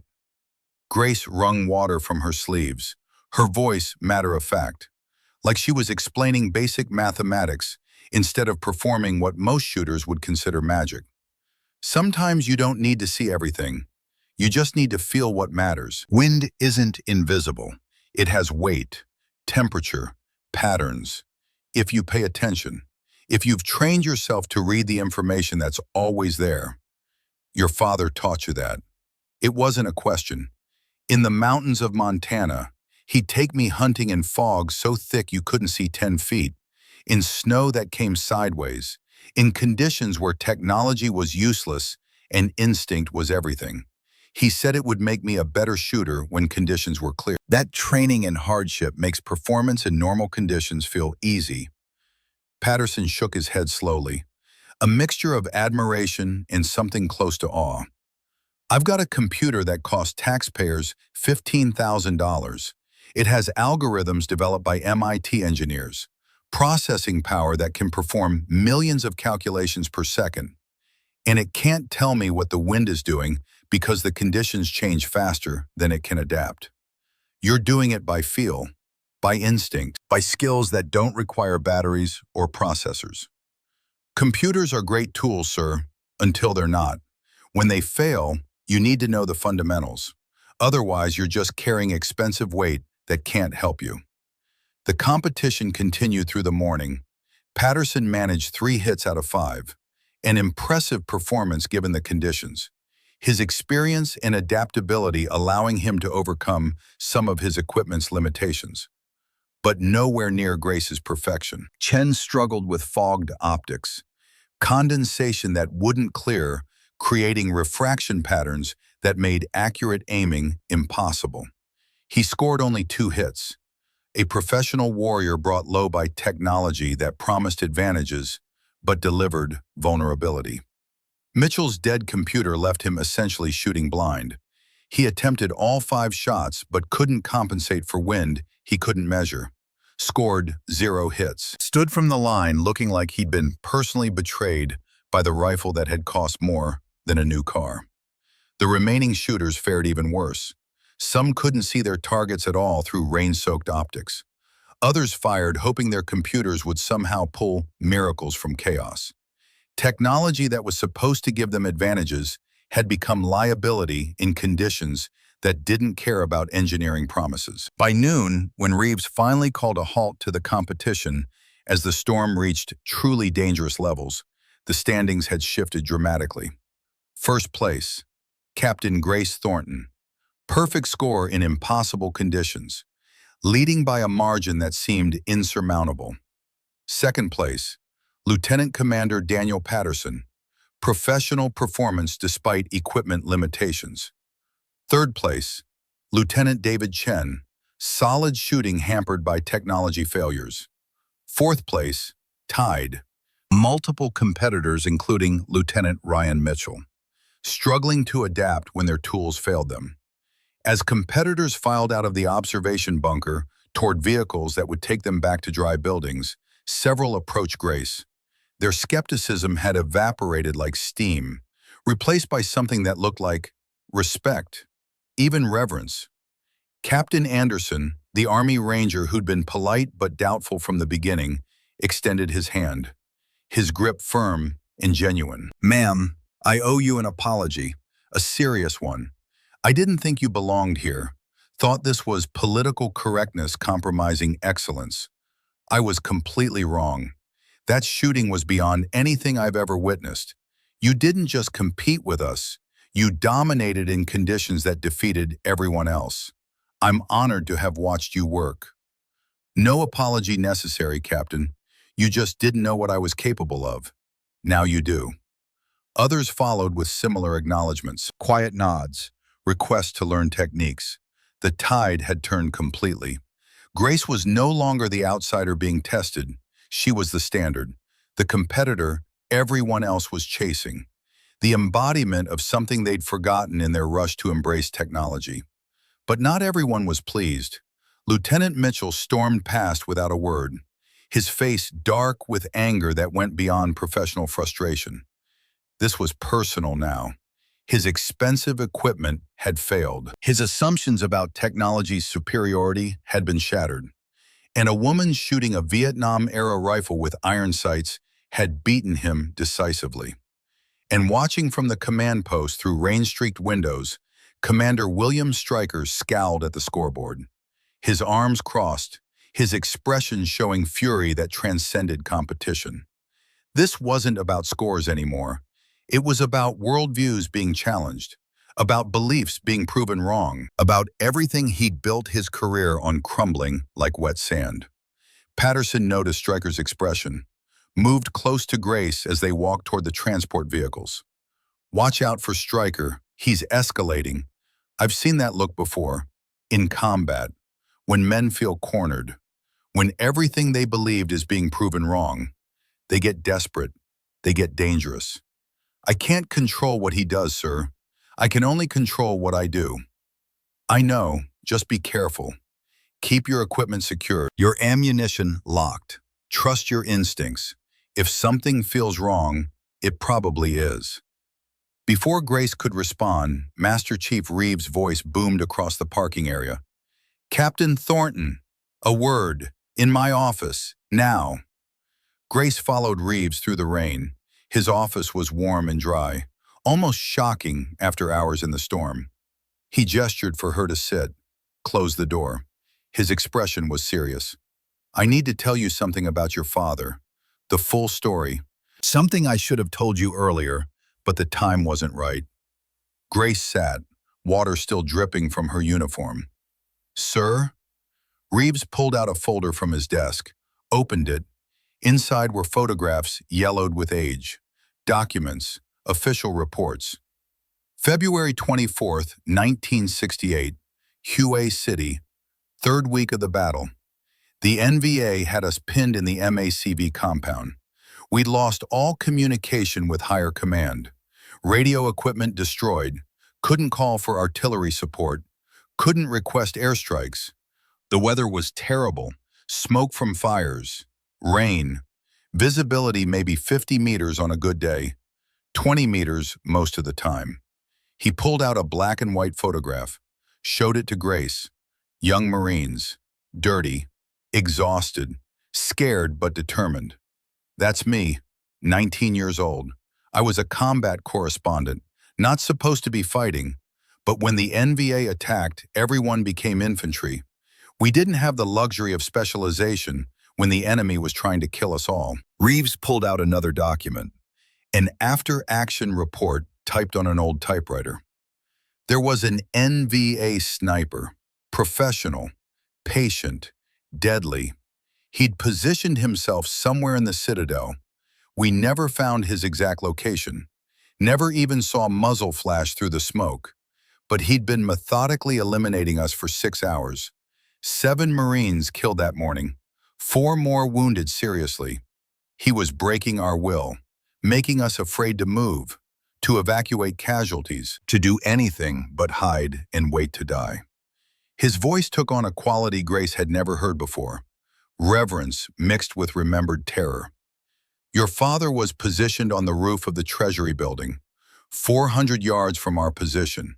He had no radio communication with us, couldn't coordinate, couldn't call for spotting information. He was operating completely independently, but through smoke and rain that made seeing nearly impossible, he was watching, analyzing, hunting, using skills that didn't require technology or communication." Reeves pulled out another document, official recommendation for Valor Award. 850 yards through visibility that made the shot seem impossible. Your father eliminated that NVA sniper with one shot, one perfect trigger press.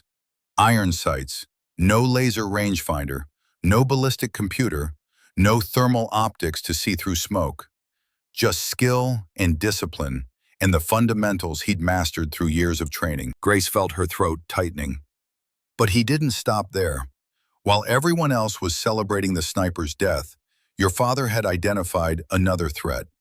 11 NVA soldiers were attempting to flank our position, moving through rubble and destroyed buildings, trying to get behind us where they could finish off the entire compound with grenades and automatic weapons. Reeves's voice roughened with emotion. "Your father eliminated all 11 of them. 11 shots, 11 kills, ranges from 400 to 900 yards, through smoke so thick we couldn't see them, through rain that made accurate shooting seem impossible. He was operating on pure instinct and skill, seeing targets we couldn't see, making calculations that defied the conditions." He met Grace's eyes directly. "Your father's shooting that day saved 37 Marines. I was one of them. I was certain I was going to die in that compound, certain my mother would receive a telegram. My name would be added to a memorial wall. Your father's skill was the difference between me standing here telling you this story and being a statistic, a name, a memory that fades with time." Grace couldn't stop tears now. They mixed with rainwater on her face. "But here's what you don't know. The most important part." Reeves pulled out another document, Silver Star recommendation. "Your father was recommended for the Silver Star that day. The paperwork was submitted properly, witness statements collected from survivors, everything documented according to regulations. But during the chaos of the Tet Offensive, During the massive counteroffensive and the confusion that followed, the paperwork was lost, misfiled or destroyed in one of the attacks on administrative centers. Your father never received his medal, never got the official recognition he earned for saving 37 American lives. He closed the folder carefully, like it was precious. I've spent the last 3 years tracking down surviving witnesses from that day, finding the men who were there, collecting their statements all over again, rebuilding the documentation from memory and fragments of records that survived. Your father is finally going to receive his Silver Star. It's 56 years late, but justice delayed is not justice denied. Grace wiped tears with shaking hands. When? Award ceremony. After this competition concludes, regardless of where you place, you'll accept it on his behalf, because you've earned that honor by carrying his legacy forward, by proving that the skills he mastered still matter. Reeves stood, placed his hand on her shoulder. Tomorrow is day 4, night shooting. Your iron sights will be at severe disadvantage. The others have thermal imaging and night vision equipment worth $50,000. They can see in total darkness. Turn night into day. You'll be shooting essentially blind. But I've watched you these past 3 days. You're not just your father's daughter. You're his legacy. You're proof that warriors aren't made by their equipment. They're made by their will, their discipline, their refusal to accept that anything is truly impossible. I won't let you down, Master Chief. I won't let him down. You couldn't if you tried. Now get dried off, get warm, get some rest. Tomorrow night is going to test you in ways the storm didn't. That evening, Grace sat in her barracks with a chair wedged under the door handle. She'd checked every window lock, inspected every piece of equipment. Her ammunition was secured in a locked case, her rifle cleaned and maintained with extra care. She stared at her father's photograph, young and strong, ready to save 37 Marines through shooting that seemed impossible. I understand now, Dad, why you never talked about Hugh, why the Silver Star mattered so little that you never even mentioned it. Because the medal wasn't the point. The point was the 37 men who went home to their families, the 37 mothers who didn't get telegrams. That was your reward, the only one that mattered. She lay back on her bunk. Tomorrow would bring darkness, would test her with challenges that seemed designed specifically to defeat her iron sights. But she was ready, because she was her father's daughter. And he'd proven that fundamentals could overcome any obstacle. Now it was her turn to prove it again. Day 4 arrived with darkness that seemed absolute and complete. Grace woke at 0400 to prepare her equipment and her mind. But preparation for shooting in total darkness with iron sights seemed almost futile. How do you prepare for something that's essentially impossible? By 1930 hours, the sun had set over the Pacific, painting the sky in blood reds that faded to deep purple before surrendering completely to black. Full darkness descended like a curtain falling. No moon, cloud cover blocking the stars, the kind of primal darkness that city dwellers never experienced. Complete and absolute. 15 competitors, now 13 after day 3's withdrawals, stood on the night firing range watching as others checked their equipment. Thermal imaging scopes glowed with faint electronic light. Night vision devices cast eerie green illumination on the faces of men who wore them. Laser rangefinders with infrared capabilities were tested and retested, electronics humming with power. Every shooter had technology specifically designed for darkness, equipment that turned night into day. That made targets visible as clearly as noon. That gave them every possible advantage. Every shooter except Grace. Her M14 had no mounting rails for night vision, no thermal capability, no electronic aids whatsoever. In the darkness, she was as blind as any soldier from her father's generation, relying on eyes that nature had designed for daylight, not for hunting in the dark. Master Chief Reeves's voice carried across the range through speakers positioned around the course. Day 4 tests your ability to operate in denied environments. Night combat. No ambient light beyond starlight, which tonight is blocked by cloud cover. Targets at ranges from 400 to 1,200 yards. He paused to let that sink in. Maximum range in total darkness. Tonight we add complexity, hostage situations. You'll see silhouettes, some hostile, some civilian. You must identify friend from foe, engage threats, preserve innocent lives. Shoot a hostage and you're disqualified immediately. No second chances, no appeals. Hesitate too long and the scenario counts the hostage as killed by the enemy. You'll have 3 seconds per scenario to assess and engage. 8 scenarios total. Grace's stomach tightened. This wasn't just about shooting anymore. It was about judgment, about life and death decisions compressed into heartbeats, about moral calculations made when you could barely see. Captain Thornton, Reeves' voice carried careful neutrality, professional distance. You're aware your equipment lacks night vision capability. Yes, Master Chief. You're authorized to withdraw from tonight's competition without penalty. Your Day 4 score would be calculated as your average from previous days. Given your performance so far, that would still maintain your lead. Every eye turned toward her. In the darkness, Grace could feel their gazes, even if she couldn't see faces clearly. Some probably hopeful she'd quit. Others curious to see if she'd actually attempt this impossible task. Ma'am, Patterson's voice came from nearby, concerned, almost pleading. This isn't like the storm. In daylight, you could at least see the targets even if conditions were terrible. In this darkness, with iron sights, it's not just difficult, it's nearly impossible. Maybe actually impossible. Nearly impossible, Commander, not completely impossible. Even I'm going to struggle tonight, and I've got $20,000 worth of night vision equipment, computer-assisted target acquisition, thermal imaging that shows heat signatures through complete darkness. You'll be shooting blind, literally blind. Not blind, just shooting differently. Grace thought back to one of her father's final lessons before he'd gotten sick. She'd been 19, home on leave from basic training. He'd taken her to the mountains at midnight, no moon, clouds covering what few stars might have been visible. Turn off your flashlight, he'd said. Dad, I can't see anything. It's completely black. Not yet. Give your eyes time. Let them adjust. Human eyes are better than you think. We've just forgotten how to use them. We've let technology make us dependent, make us weak. They'd waited in silence for 30 minutes, her father patient and still, Grace fidgeting and frustrated. But gradually, impossibly, the darkness had revealed itself.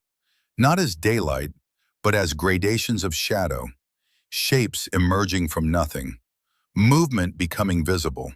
The night wasn't pure black, it was dark gray, charcoal, hints of silver from starlight that penetrated the clouds in places. Now her father's whispered question echoed in memory across the years. Can you see? And she could.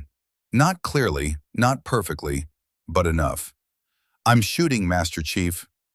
Reeves nodded once, accepting her decision without argument. Shooters will engage in reverse order of current standings. Captain Thornton, you're last tonight. You'll shoot at approximately 2,200 hours. That gave her 2.5 hours to watch others perform, to study the scenarios, but most importantly, to let her eyes adapt to complete darkness. Grace found a position at the back of the observation area, away from any light sources. She closed her eyes for 10 full minutes, then opened them slowly, letting her pupils dilate fully, letting rod cells in her retinas adjust to darkness. Ancient mechanisms that predator species had used for millions of years before humans invented fire or tools. Patterson went first. His night vision equipment allowed him to identify and engage targets with impressive accuracy. She watched his performance on the monitors that showed thermal camera feeds of the scenarios. Professional, competent. He completed 8 scenarios successfully, missing only 2 where the lighting conditions were especially poor and targets appeared at maximum range. Chen managed 6 successful scenarios, solid performance demonstrating his skill, but he'd hesitated on 2 shots. That moment of doubt resulting in simulated hostage deaths that would have been real casualties in combat. Mitchell managed only 4 scenarios. His equipment worked perfectly, but his judgment was compromised. By anger, maybe, by the need to prove something after being embarrassed by obsolete iron sights and lost technology advantage. As each shooter performed, Grace studied everything she could, where targets appeared, patterns in their placement even though positions were supposedly random, timing sequences that might indicate computer algorithms. Most importantly, she let her eyes continue adapting. 30 minutes, 60 minutes, 90 minutes of progressive darkness adaptation.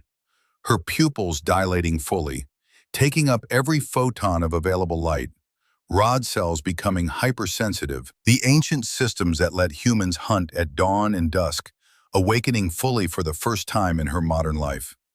"Captain Thornton, you're up." Grace walked to the firing line at 21:47 hours. Her M14 felt heavier than usual. Or perhaps that was just the weight of impossibility pressing down on her shoulders. She assumed her position, loaded her rifle, waited for the first scenario. The range lights that had been providing minimal ambient illumination died completely. Absolute darkness descended, the kind of darkness that made you question if your eyes were even open. Grace closed her eyes for 10 full seconds, then opened them slowly. The world wasn't black anymore. It was deep gray with hints of definition. She could see the outline of the scenario area, the vague shapes of building facades used for the hostage situations, the rectangular frames where targets would appear. Scenario 1, the range officer's voice announced from speakers. 3 silhouettes at 600 yards, 2 hostile, 1 civilian. Identify and engage. Time starts now. 3 shapes materialized in the darkness, barely visible, more suggestion than substance, like shapes seen through fog or heavy smoke. Grace's mind processed information at lightning speed that felt slower than heartbeats. The leftmost shape held something angular, a rifle judging by the projection, the way it caught what minimal light existed. Center shape had hands raised, no weapon visible. Defensive posture. Rightmost shape had weapons shouldered. Aggressive stance. Ready to fire. Left target first. It was turning to aim at something. Maybe her. Maybe the civilian. Grace aligned her iron sights using muscle memory more than vision. Leading slightly for the target's movement, she couldn't see her sights clearly, could barely see the target, but she knew where everything was. Felt it more than saw it. She fired. Hit confirmed by the electronic sensor. Green light barely visible in the darkness. Right target immediately. Before it could engage the hostage. Before it could fire on her.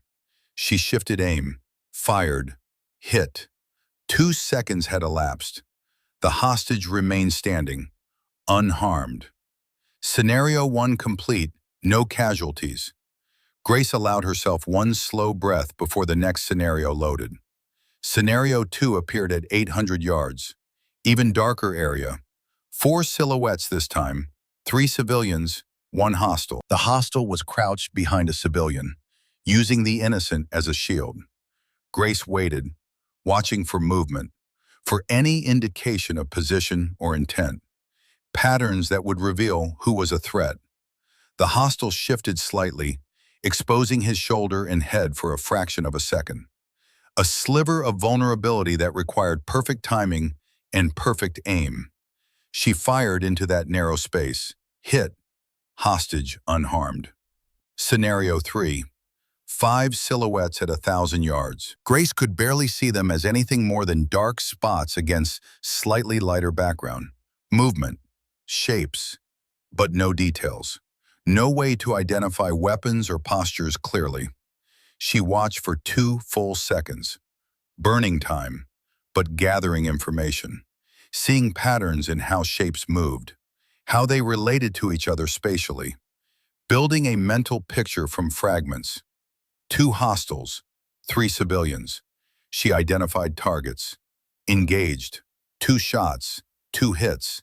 Civilians safe. By scenario 7, Grace had entered a state beyond conscious thought. Her shooting had become pure instinct.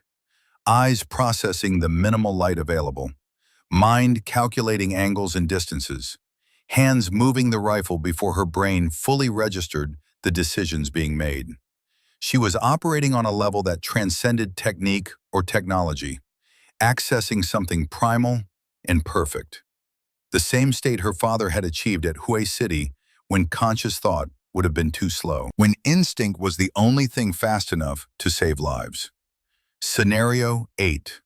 The range officer's voice carried unusual gravity.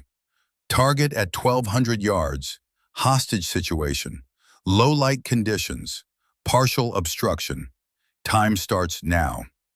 Grace strained her eyes into the darkness. 1,200 yards, nearly 3/4 of a mile in near total darkness. She could barely see the scenario area, just the faintest suggestion of vertical shapes against slightly lighter background. Then she saw it. Movement. The smallest shift in shadow density. A hostile silhouette behind a hostage. Position so any shot risked hitting the innocent. Standard tactics. Coward's tactics, but effective. Her father's voice echoed in memory. A lesson that went beyond technique or mechanics, beyond anything that could be taught in a classroom. Sometimes you don't shoot what you see, you shoot what you know is there. Trust the fundamentals, trust your training, trust that if you do everything right, the bullet will go where it needs to go, even if you can't see it. Grace couldn't see the target clearly enough to aim conventionally, but she'd watched 8 other shooters attempt this scenario. She knew where the hostile had to be positioned based on the scenario's geometry. She understood the angles, the spacing, the mathematical certainty of where a threat would stand to use a hostage as shield most effectively.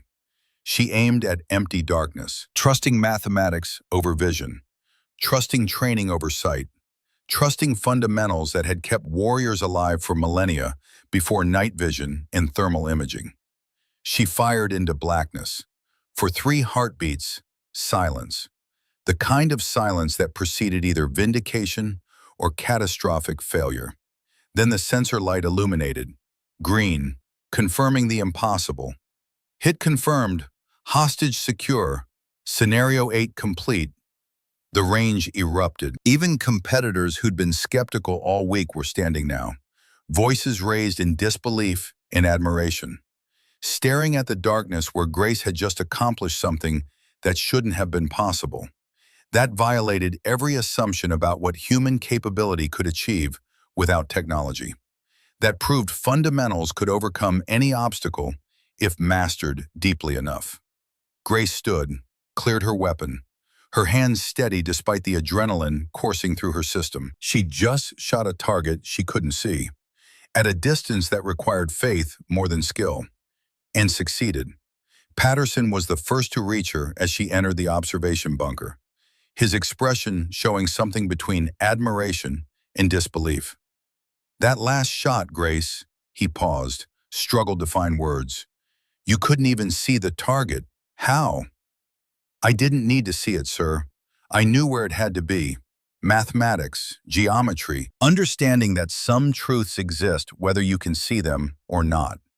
Master Chief Reeves's voice boomed across the range with something that sounded almost like pride. "Perfect score, 8 scenarios, 8 successful completions, 0 hostage casualties. Captain Thornton extends her lead with performance that will be studied and discussed for generations." The scoreboard updated in the observation bunker. First place, Captain Grace Thornton, leading by a margin that now seemed absolutely insurmountable. Second place, Commander Daniel Patterson, professional performance but unable to match Grace's perfection. Third place, Lieutenant David Chen, falling further behind but still competitive for bronze. Fourth place, Lieutenant Ryan Mitchell, equipment failures and judgment errors dropping him out of medal contention. As competitors dispersed into the night, Reeves approached Grace privately, his weathered face showing rare satisfaction, maybe even joy. Tomorrow is the final day. Live fire urban combat simulation. Most complex scenario we've ever designed. Multiple threats. Split-second decisions under maximum stress. The culmination of everything we've tested this week. I'll be ready, Master Chief. I know you will. Reeves paused, then added quietly, Commander Stryker submitted a formal complaint tonight, claims your performance is statistically impossible without technological aid. He's demanding a comprehensive equipment inspection, suggesting you're using hidden electronics, night vision contacts, something he can't see, but that explains what his worldview can't accept. Grace's jaw tightened. Let him inspect everything I own, sir. He won't find anything because there's nothing to find. I told him the same thing. But watch your back tomorrow. This is his last chance to stop you. And a man who feels his entire belief system collapsing does desperate things. Dangerous things. That night, Grace couldn't sleep. She lay in her bunk staring at the ceiling. Tomorrow was the final day. The last test. After that, the competition would be over. Her father would receive his silver star, and she would have proven that fundamentals still mattered. But something felt wrong, a nagging sense that the worst was yet to come. She got up, checked her equipment for the 10th time. Her ammunition was secured. Her rifle was locked. Everything was as it should be, but the feeling wouldn't go away. Day 5 arrived with Grace's hands trembling from a discovery she'd made at 0300 hours. In the pre-dawn darkness, alone in her barracks, she'd inspected her ammunition for the final competition and found that nearly half the cartridges had been tampered with, damaged casings showing tool marks, improperly seated primers that would cause misfires, powder loads that felt wrong when she weighed them carefully, some too light, some too heavy, creating dangerous pressure variations that could jam her rifle or even cause catastrophic failure. Someone had replaced her carefully prepared rounds with sabotaged ammunition that could misfire, jam her rifle at a critical moment, even cause a barrel obstruction that might injure her or those nearby. This wasn't just competition sabotage anymore. This was potentially life-threatening. She'd reported it immediately to Master Chief Reeves, waking him at 0315 with a phone call. He'd arrived at her barracks within 5 minutes, examined the evidence, launched an investigation, and provided her with fresh ammunition from the armory's most secured stock. But time had been against her. Barely enough time to inspect the new rounds, verify they were safe, no time to practice with them, no time to verify they matched her rifle's unique characteristics. Every weapon had its preferences, its personality. Ammunition that worked perfectly in one rifle might group differently in another. And now at 0600, standing in the staging area for the final challenge, Grace's hands still shook slightly from adrenaline and anger. Day 5, Reeves's voice boomed across the range. Final competition, live fire urban combat simulation. You'll navigate a mock city environment with multiple buildings, civilians, hostiles, high-value targets, everything designed to test what you've learned this week. He gestured toward the elaborate training facility, a small city constructed from shipping containers and plywood, buildings with multiple floors, alleyways, elevated positions, danger areas, a maze designed to simulate hostile territory. Scenarios include close-quarters battle, long-range precision shots, moral judgment calls, equipment failures. He paused on those last words, looking directly at Grace. Unexpected threats. Time pressure. Everything designed to test not just your shooting, but your judgment under maximum stress. Reeves continued.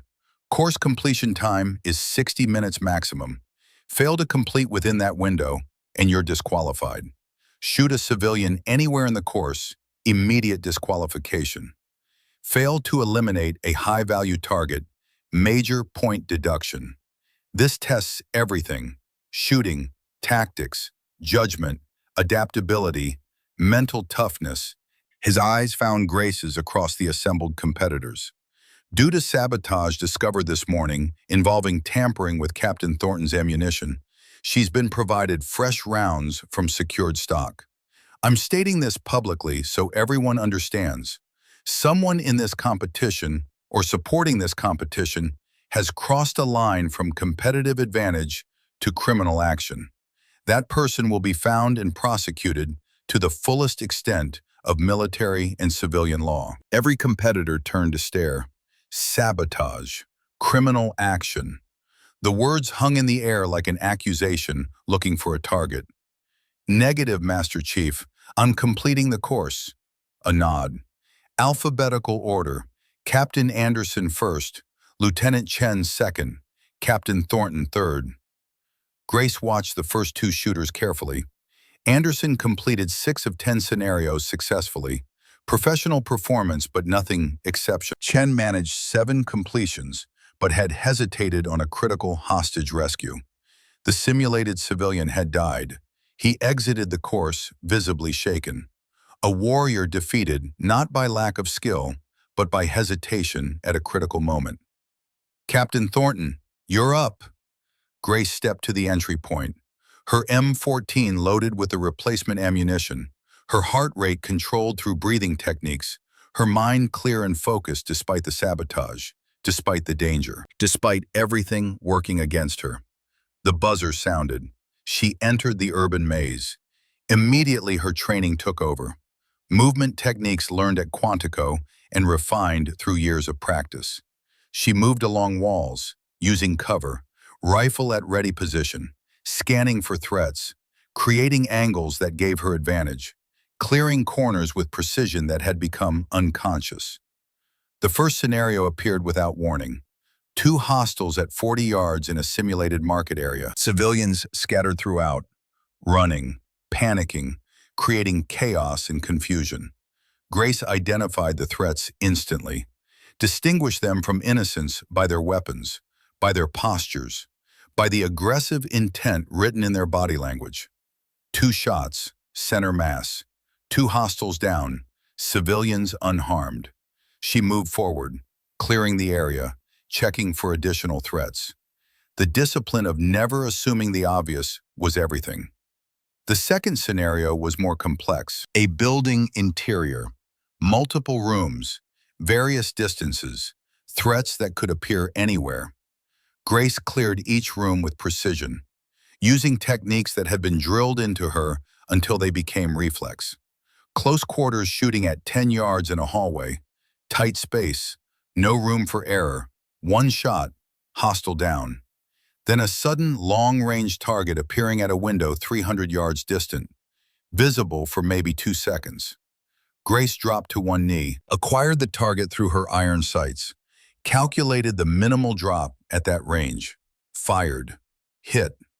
Scenario 3, rooftop sniper at 800 yards, partially concealed behind concrete barriers. The target was barely visible, just a sliver of silhouette showing, the kind of shot that required perfect wind reading and perfect execution. Grace calculated the angle, the slight breeze coming off the Pacific, the morning sun just starting to warm the air and create subtle thermal currents. Adjusted for everything her training had taught her, squeezed the trigger, the target dropped. Then at scenario 4, disaster struck exactly as someone had planned. Grace chambered a new round and felt the bolt resist. Sluggish. Not quite right. She pulled the trigger on a hostile threat at 200 yards. The rifle jammed. The cartridge had failed to seat properly, stopping halfway into the chamber. One of the replacement rounds, some microscopic defect that turned reliable ammunition into liability at the worst possible moment, exactly when she was most vulnerable. Time didn't stop for malfunctions. The threat remained active. Simulated civilians were in danger. The scenario clock was running. Every second of delay counted against her. Grace's hands moved with practiced speed that looked superhuman, but was actually the result of 10,000 repetitions. Muscle memory taking over when conscious thought would be too slow. 28 seconds to clear a Type 2 malfunction. 28 seconds that felt like hours, but was actually lightning fast by any standard. Pull charging handle. Lock bolt to rear. Strip magazine. Inspect chamber. A mangled cartridge was stuck in the throat. She used her cleaning rod section from her tactical vest to drive it out. Inspected the chamber for damage. None visible.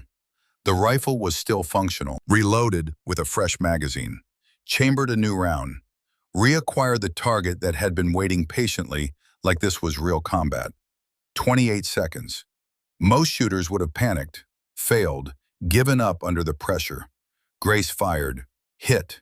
She continued through the course, her confidence growing with each completed scenario.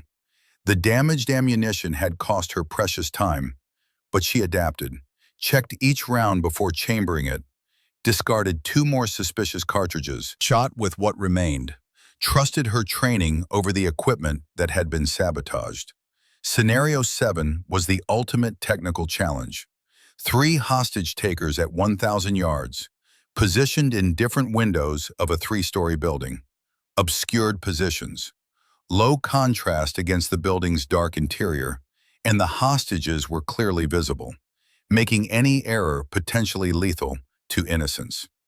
Grace found a shooting position that gave her optimal angle. Through her iron sights, the targets were barely distinguishable from shadows.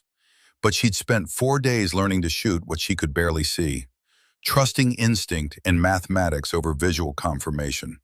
First target, left window, 2nd floor.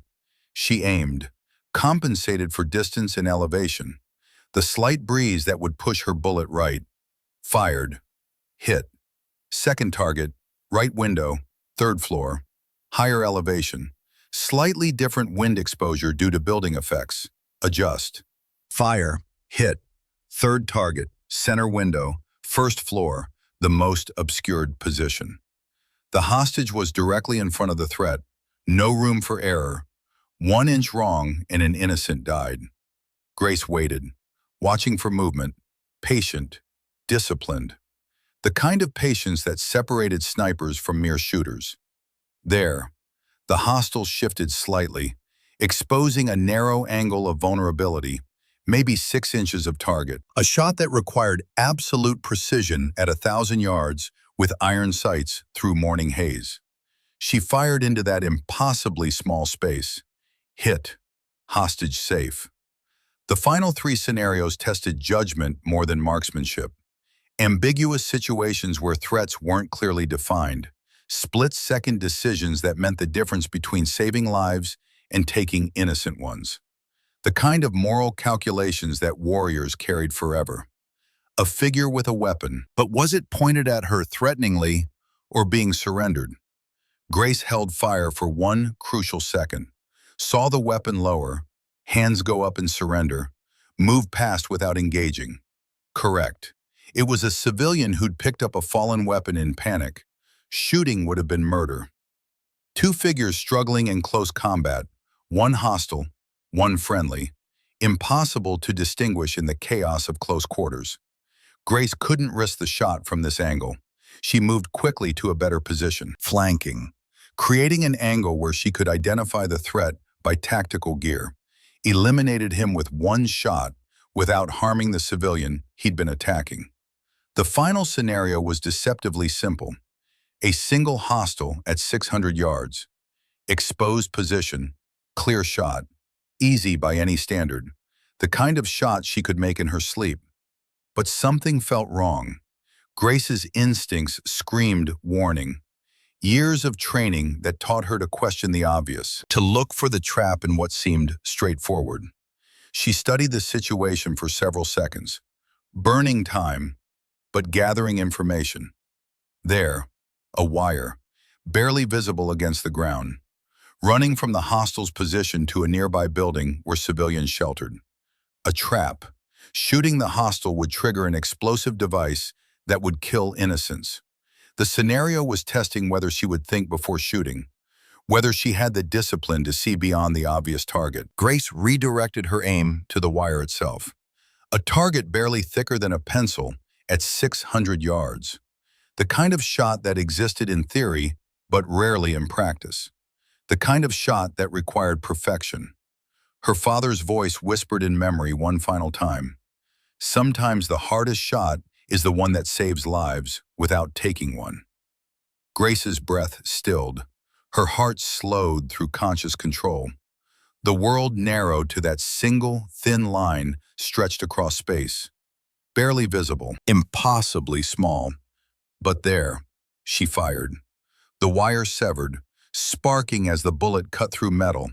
The trap neutralized, civilians saved. Then she eliminated the hostile with her next shot. One kill, but more importantly, multiple lives saved. The exit buzzer sounded. Grace emerged from the urban environment, her uniform soaked with sweat despite the cool morning.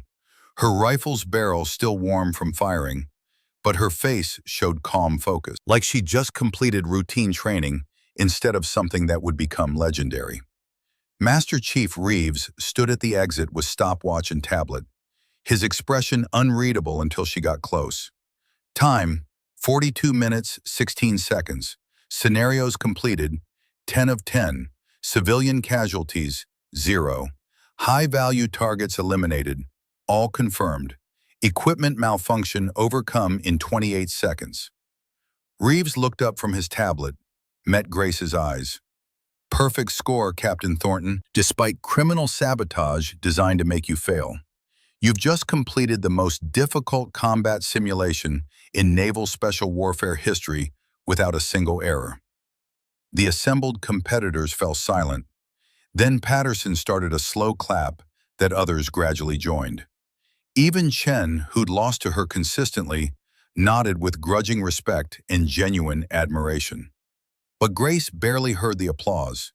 Her eyes were fixed on Commander William Stryker, who stood at the back of the group, his face twisted with barely contained rage.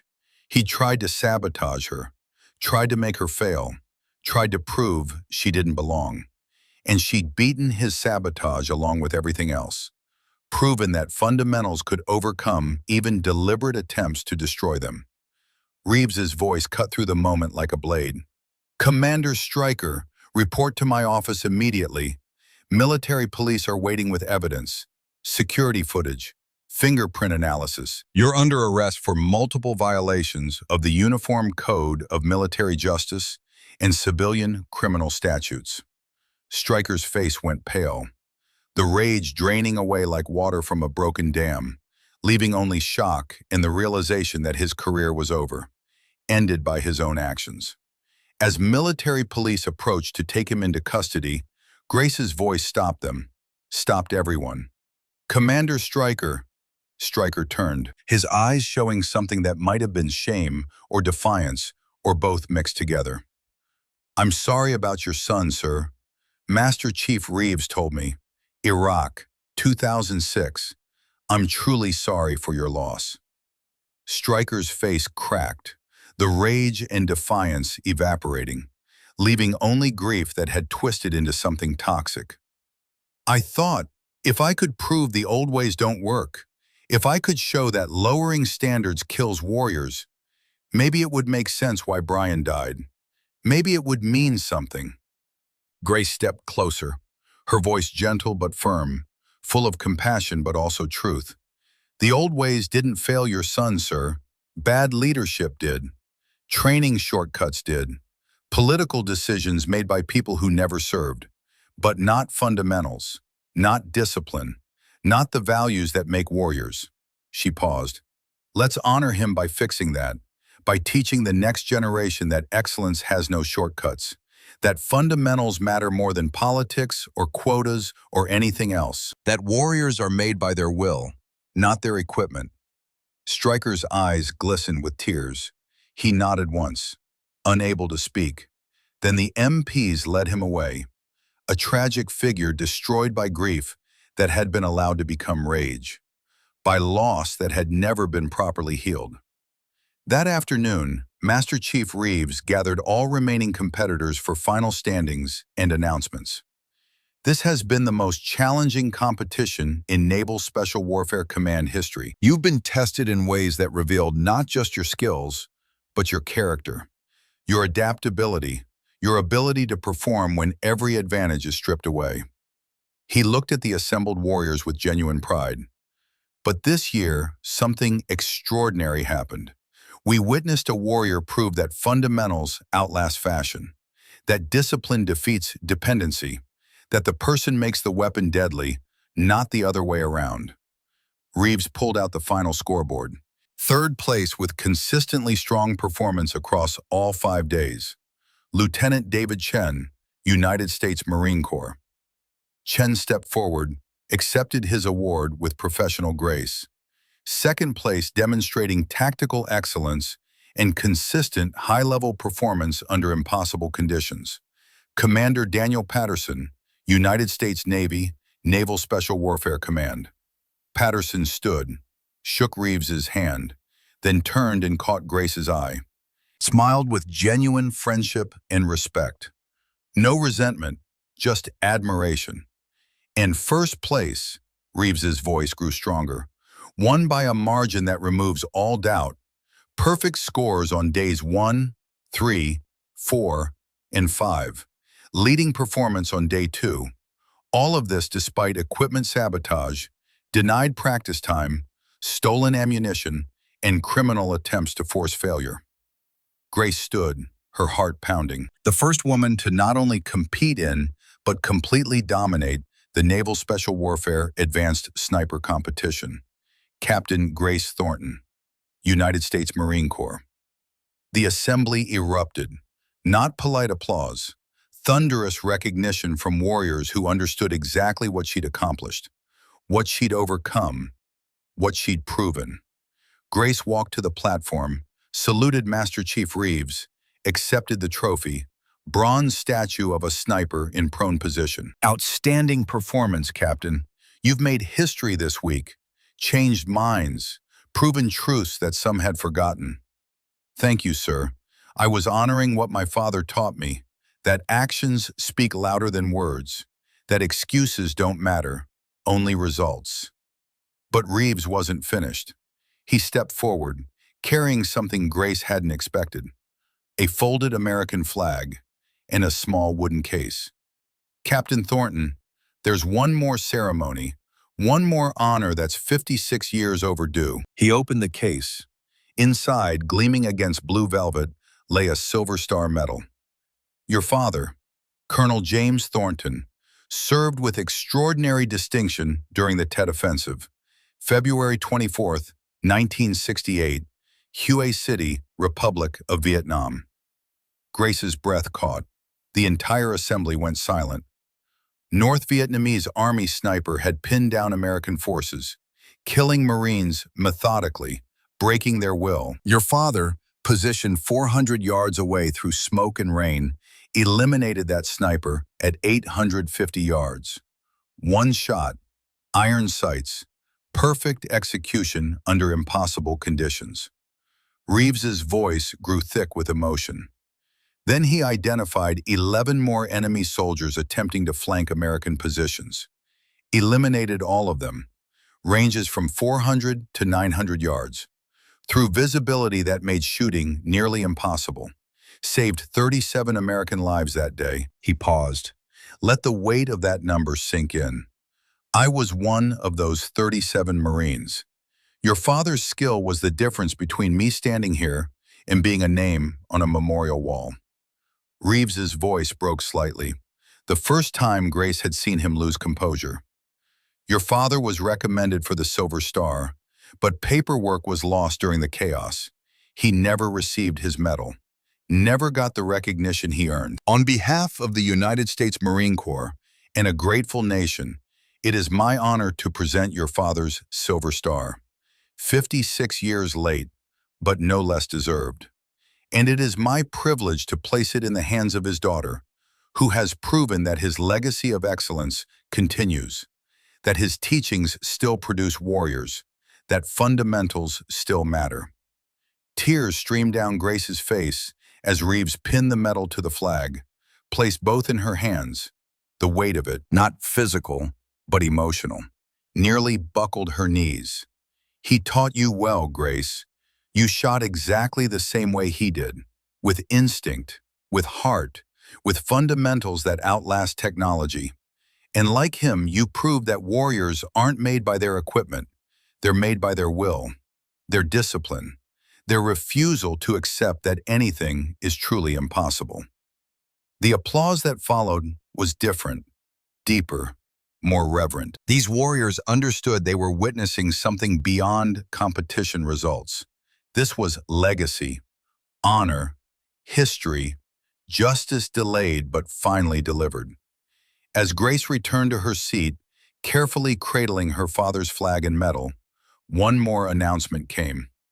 Captain Thornton, Naval Special Warfare Command would like to offer you a position as Senior Sniper Instructor. You would be the first woman to hold this position. Respond for training the next generation of military marksmen across all service branches, teaching them the fundamentals you've mastered, showing them that technology is a tool, not a replacement for skill. Grace stood again, her voice steady despite her tears. I accept, sir, with honor and with gratitude for the opportunity to pass forward what my father taught me. The ceremony concluded, but the real moment came afterward, when the SEALs who doubted her on day one approached individually. Petty Officer Davis, the young SEAL she'd outshot consistently. Ma'am, would you consider being my primary instructor? I want to learn to shoot like you do, without depending on electronics that can fail, with fundamentals that work regardless of conditions. I'd be honored. Others followed with similar requests. Mitchell approached last, his pride finally set aside, his anger gone, replaced by something that looked like respect and maybe even shame. You earned this, Captain, fair and square, despite everything working against you. I'd appreciate the chance to learn from you, to understand the fundamentals I've forgotten while depending on computers to do my thinking. Of course, Lieutenant, that's what instructors do. We teach, we share, we make the next generation better than we were. That evening, Patterson found Grace in the armory. She was cleaning her father's rifle one final time before the deployment. Hell of a week, Captain. Hell of a week, sir. They worked in comfortable silence, the ritual of weapons maintenance connecting all warriors across time and service. There's something else I need to tell you, Patterson said, his voice taking on a quality she hadn't heard before. Personal, vulnerable. About why I'm different from the others, why I never saw you as a threat. Grace continued cleaning, giving him space and time. I had a younger brother, Tommy. He wanted to be a Marine like our old man. Korea veteran, tough as nails, but Tommy had asthma. Disqualified medically before he even got to MEPS. Broke his heart in a way I don't think ever healed. Patterson's hands stilled on his rifle. He became a teacher instead, high school history, taught kids about the wars he couldn't fight in, the warriors he wanted to become, but couldn't. He was good at it, made history come alive for them. His voice dropped lower. He died last year. Lung cancer. Ironic given the asthma that kept him out of service might have saved him from burn pits that killed others. Before he passed, we talked about regret, about roads not taken. He told me he'd spent his whole life wondering if he had what Dad had, if he could have been a warrior if given the chance. The not knowing haunted him. Patterson met her eyes. When I watch you refuse to quit, despite sabotage, despite broken equipment, despite everyone expecting failure, I see what Tommy could have been if he'd gotten his chance. You're not just shooting for yourself, Grace. You're shooting for everyone who believes fundamentals still matter. For everyone told they don't belong who proved they do anyway. Grace felt the weight of his words, the responsibility they carried. Your brother sounds like he was a good man, sir. He was, and he'd be proud to know what you're proving. That warriors aren't defined by gender or politics. They're defined by heart, by discipline, by refusal to accept limits that others try to impose. Patterson stood, extended his hand. Joint Task Force deployment, 6 months overseas, advisory role training allied forces in fundamentals, mountain warfare, electronic denial, Areas where high-tech fails and old-school skills matter. I'm team leader. We need a senior sniper instructor. Someone who can teach what you've demonstrated this week. When do we deploy, sir? 4 weeks. Gives you time to settle into your instructor role here first. Develop training curriculum. Begin teaching the next generation. Grace shook his hand, firm, the grip of equals, of warriors who tested each other and found mutual respect. I'll be ready. 1 week later, Grace stood in her new office at the Naval Special Warfare Training Center. Her father's silver star sat on her desk beside her trophy. Tomorrow, she'd begin training her first class of students, teaching them what her father had taught her, that fundamentals outlasted fashion, that discipline defeated dependency, that warriors were made by their will, not their weapons. Her phone buzzed. Text from Patterson. Deployment briefing 1400 tomorrow. Bring your rifle. Where we're going, fundamentals matter more than technology. Old ways are new again. Grace smiled, loaded her father's M14 for tomorrow's class, for the deployment that would come, for whatever challenges lay ahead. They'd given her a broken rifle to prove she didn't belong. Instead, she'd proven that real warriors weren't defined by their equipment. They were defined by the fire inside that refused to quit, the discipline that wouldn't accept defeat, the fundamentals that outlasted every technological advantage. Her father had known that truth, had lived it in Hue City, had passed it to his daughter with the same care he'd maintained his rifle. Master Chief Reeves had known it, had survived Vietnam because of it, had spent 56 years waiting to honor the man who'd saved his life by teaching that same truth to a new generation. And now Captain Grace Thornton knew it too, knew it in her bones, in her trigger finger, in every perfectly placed shot. The old ways never died, they just waited for someone worthy to carry them forward. And Grace Thornton was ready, had always been ready, because she was her father's daughter. And warriors didn't need excuses, they just needed fundamentals.